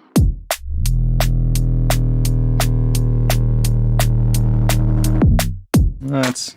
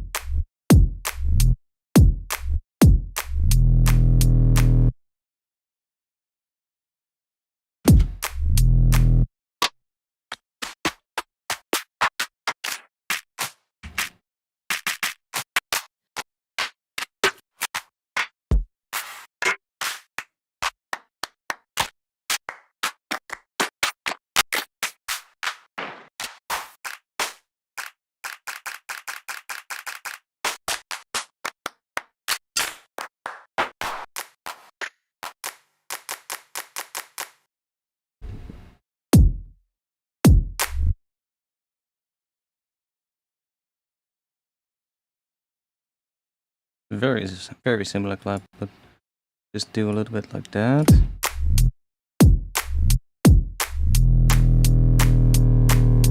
There.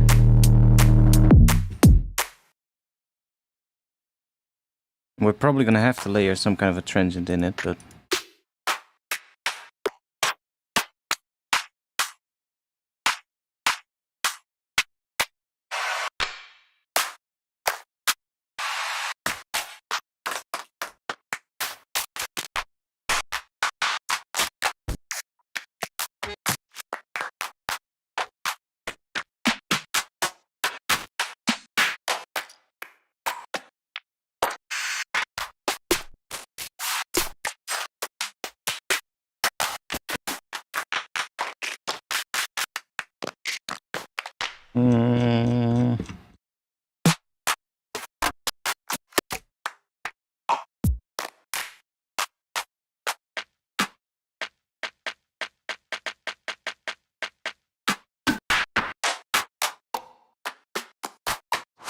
look for a little bit of a different layer, but let's see if I can find one. Weird.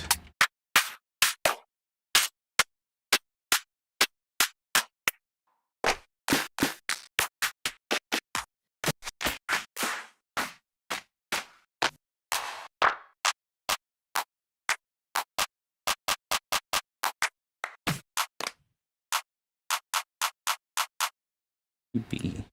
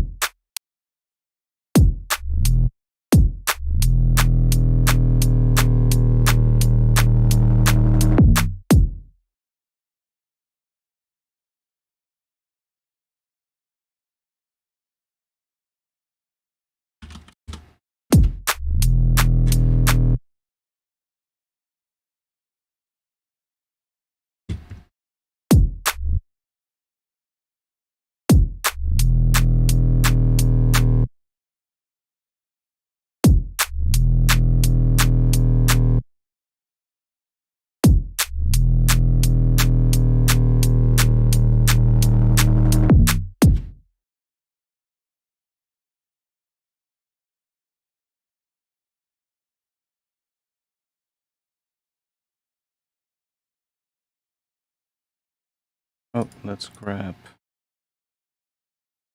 that one.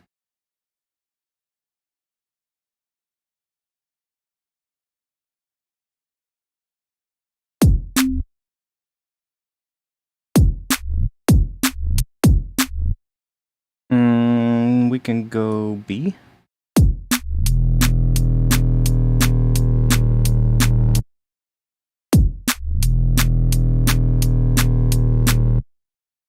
Do this. That even.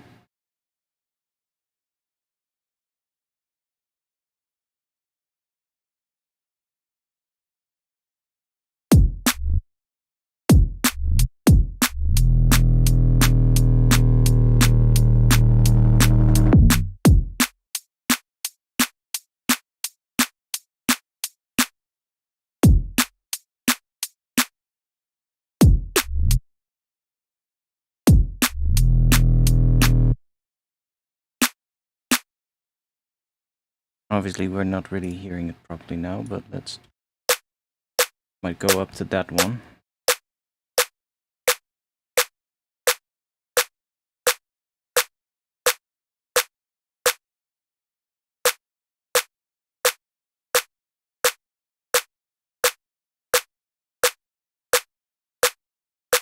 Can also go to E. Also be nice.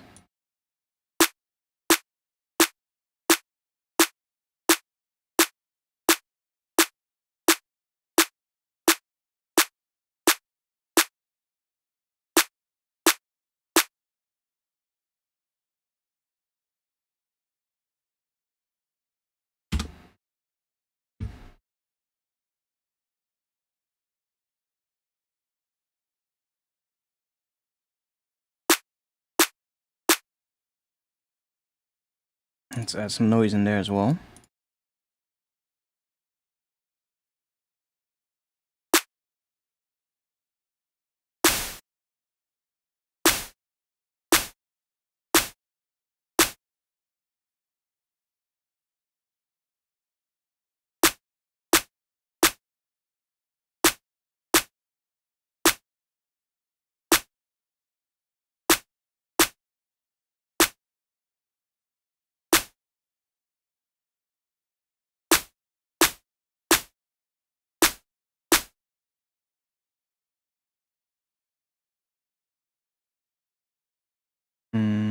Yes.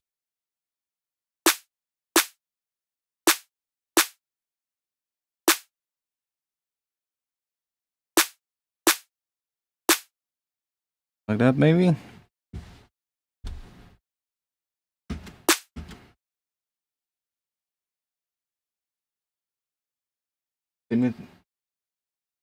I don't know that track, but I can check it real quick. Just have to mute it on stream because otherwise, you know, it's gonna get copyright claim. But let me check real quick. Let me check what that sounds like.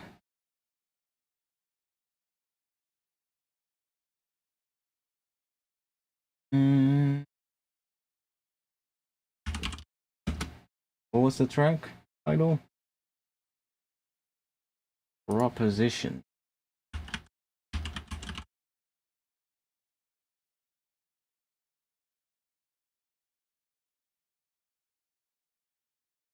Okay, I'm getting a lot of other things. Oh, there we go.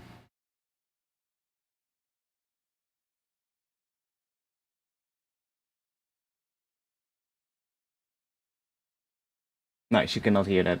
But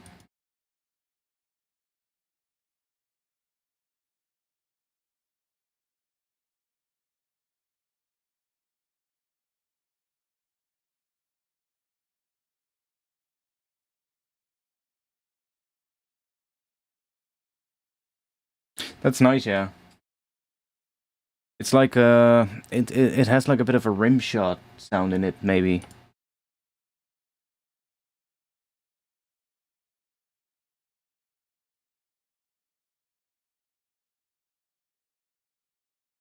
Yeah, kind of a bit of a rim shot like sound in there.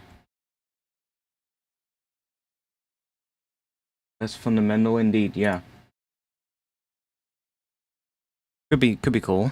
We could do that. We could lay a rim shot in here and then just really use like this one to just add like the transient to make it punch through a little bit more, but I get what you mean.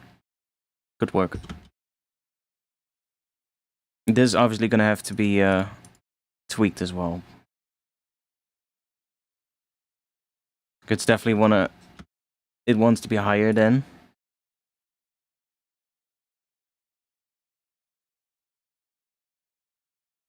We can already decrease it a little bit by shaping this. We're also clipping on this track like crazy, but that's fine. We also haven't done any volume shaping between these two layers, so they're just stacked on top of each other at the moment, which is not ideal. But we'll fix that in just a bit. I want to see what we get. If we... let me search for rim.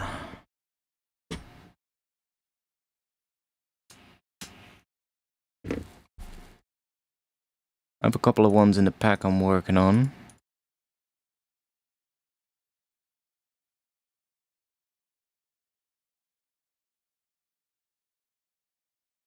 That one is kind of nice.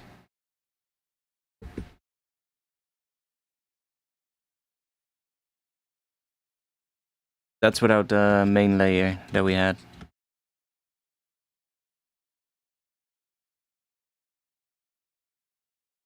But we probably want to have this one layered in there maybe and just tweak it so that it works.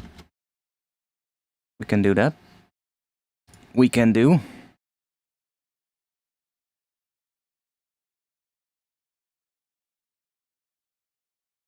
Let's see what we're working with here.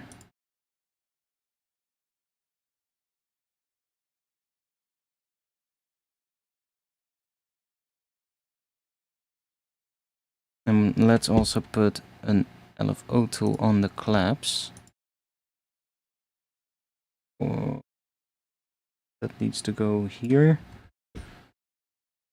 And then we'll just do this. Some kind of a shape like that. And then let's grab an external instrument, drop that at the bottom here, send that into LFO tool. That's now receiving a MIDI note. And then we can make it a bit quicker as well.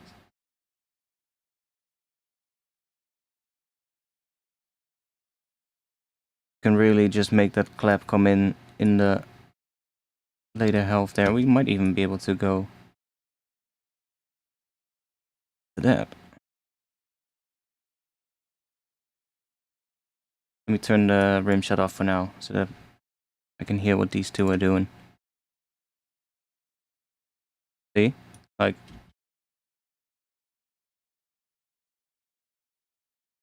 we can make it come in after that transient. Oh, my bad. My bad.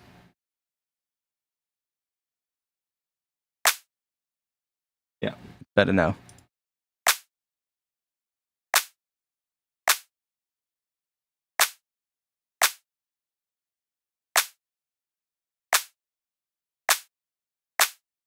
Okay, I'm not hearing that as though I'm hearing the noise still of the other layer. That's fine.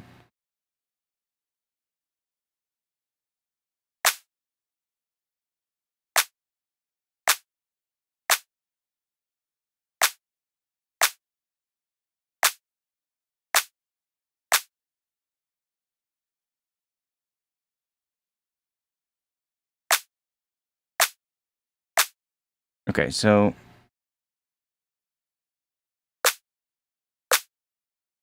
I'm not entirely sure what pitch I want to do, but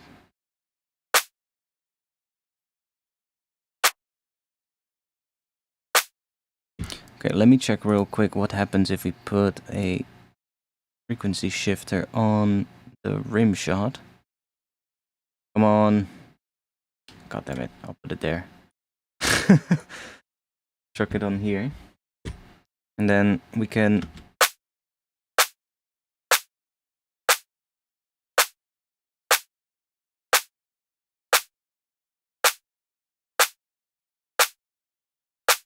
play with it to get it into like a better position from like it's like a different sound, but it also we're gonna have to do that when we have the rest also of the drop, so I'm probably gonna have to fine tune that again later. But do we want to have a little bit of volume movement on that with another LFO tool maybe?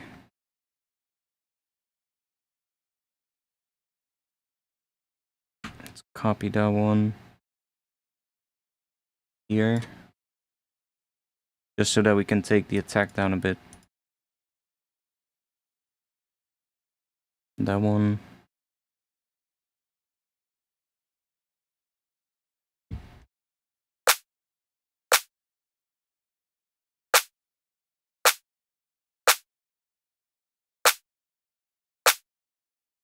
So that that transient of the synth comes through first, and then that sits right after it.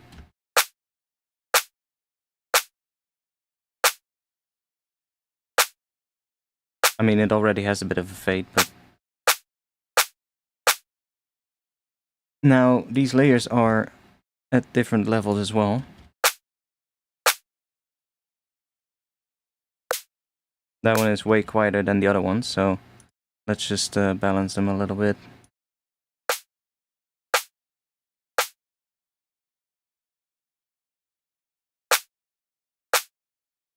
That one is way louder than all the other ones. I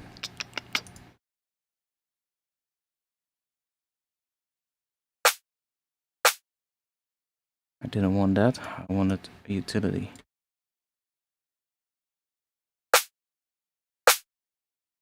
Can boost that a little bit.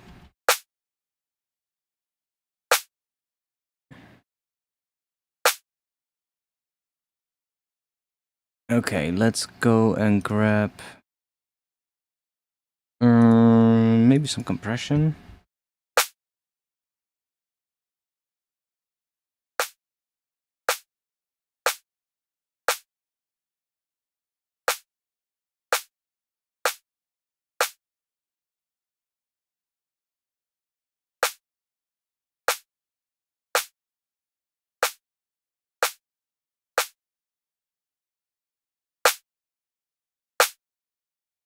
Still don't like it, but let's see.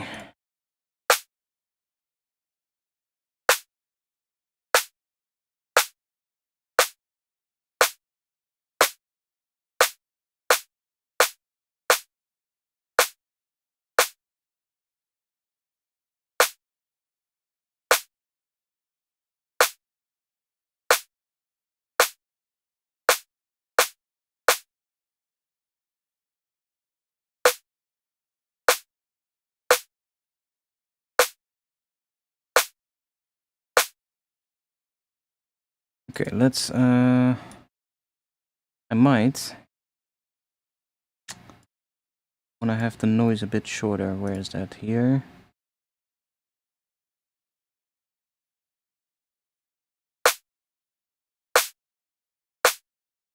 Let's just use a transient shaper.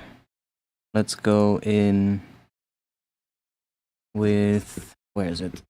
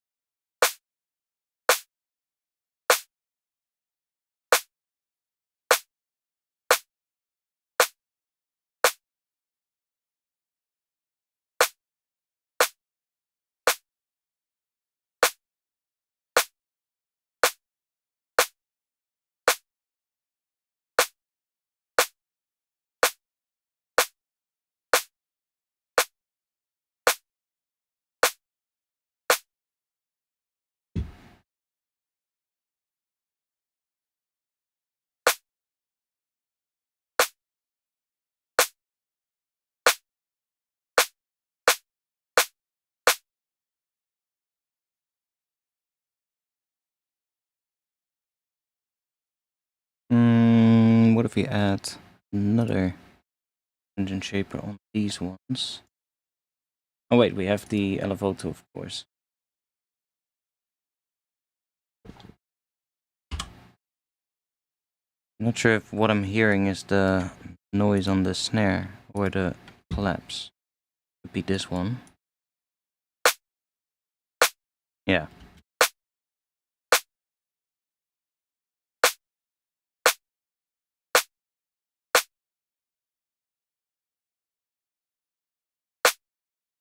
Okay, let's just...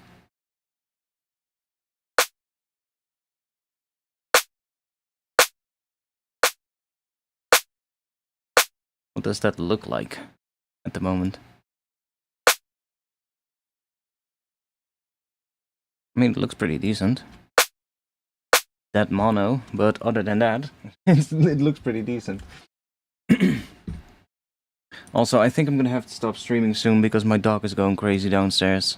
I can hear him howling downstairs, so he's probably getting a bit lonely.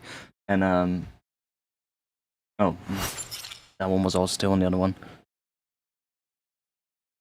I think he's getting a bit lonely downstairs. Or maybe he needs to go outside for a walk. That's also possible. He's a bit how do you say that?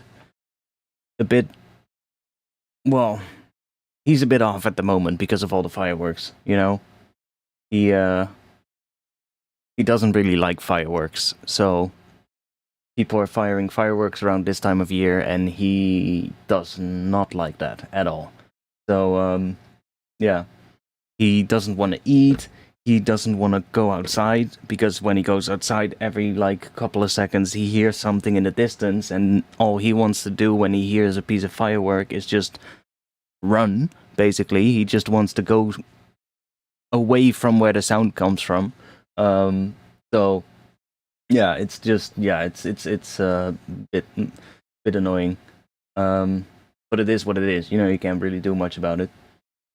But I can hear him downstairs. He's just sitting downstairs. So I think I'm gonna have to go check on him. It's also 1:20 a.m. So don't want him to do that for too long, because then the neighbors might go crazy. Anyways, thanks for being here. We did make quite a bit of a start. Like I said, this probably will not be the last stream of the year. I probably will stream on New Year's Eve. So that is, what is that, Sunday this year, right? Is that Sunday?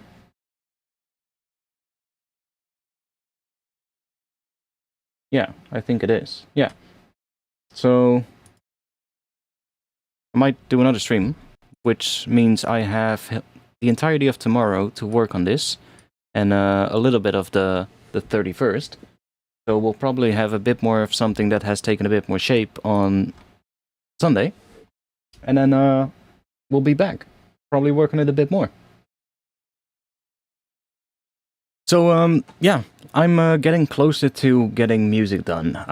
Like I said, it's been it's been a really big journey in the last couple of years. Just kind of well, I haven't really talked too much about it, because it's also something that's pretty difficult for me to talk about. Like, I don't really know how to explain it, but I guess it makes, I guess a lot of people will be able to relate to it. Like, I hit quite a low during COVID with my mental health, and just wasn't in the right place at all for like music stuff. And I mean, I was still trying. Don't get me wrong. I was still streaming and trying, but wasn't really getting anywhere that entire time. Like, at the start of COVID, I said like, oh, I'm gonna make so much music. I'm just gonna make a shit ton of music, but I didn't really make anything. Well, I made bits and pieces, but I never really was able to get in the mood to like finish things. And that's been like really changing over the last year. Like, over the last year, I said last year, so not this year, but last year, I said before New Year's Eve, next year I'm gonna release music. But it just didn't happen, because over the past year, I started going through a lot of things that I had, and I was like, you know, they're just not the sound that I want to make, right? And the sound that I really like in drum and bass is most of the time the more minimal, darker stuff. When I listen to drum and bass, that's usually what I listen to.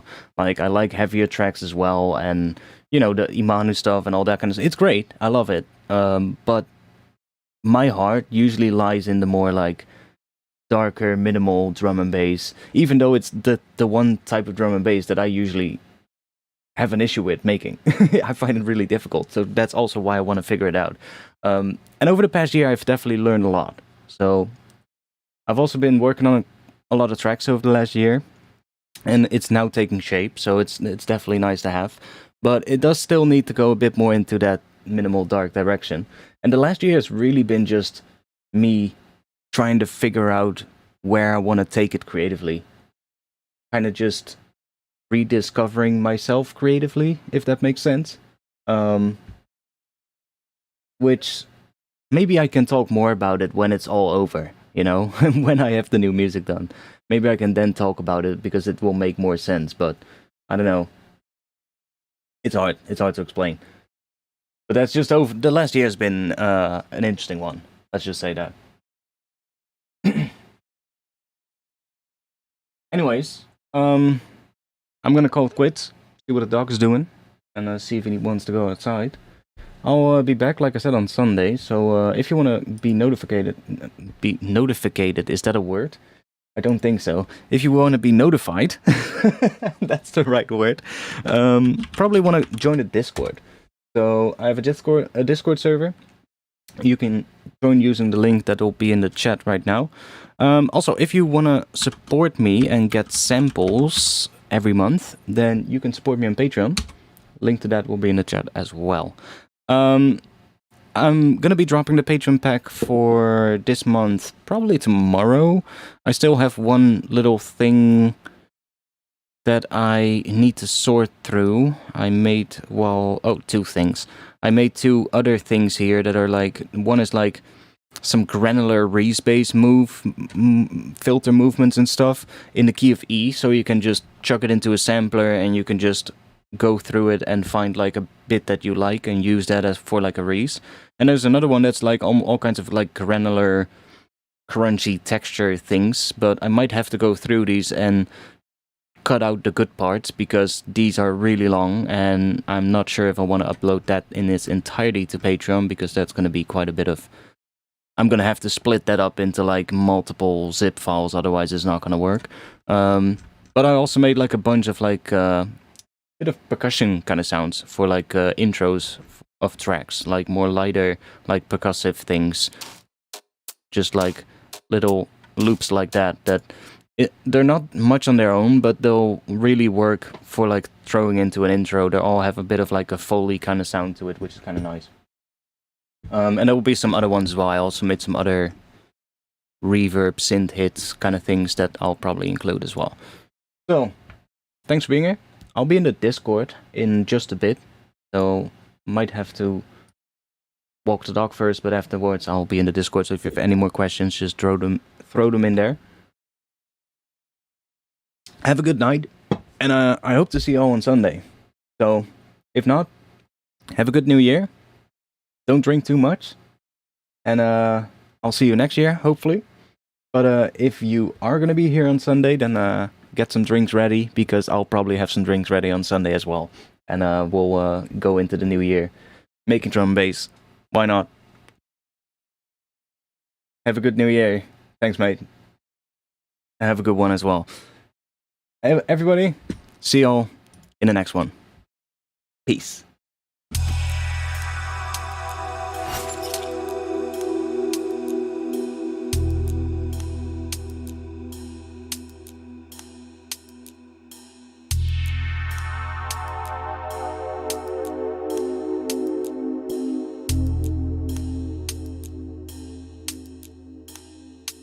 Hazardous.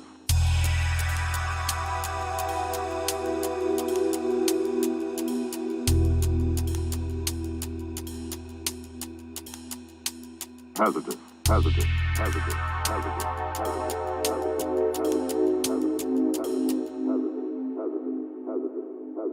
hazardous. It has the potential to be hazardous.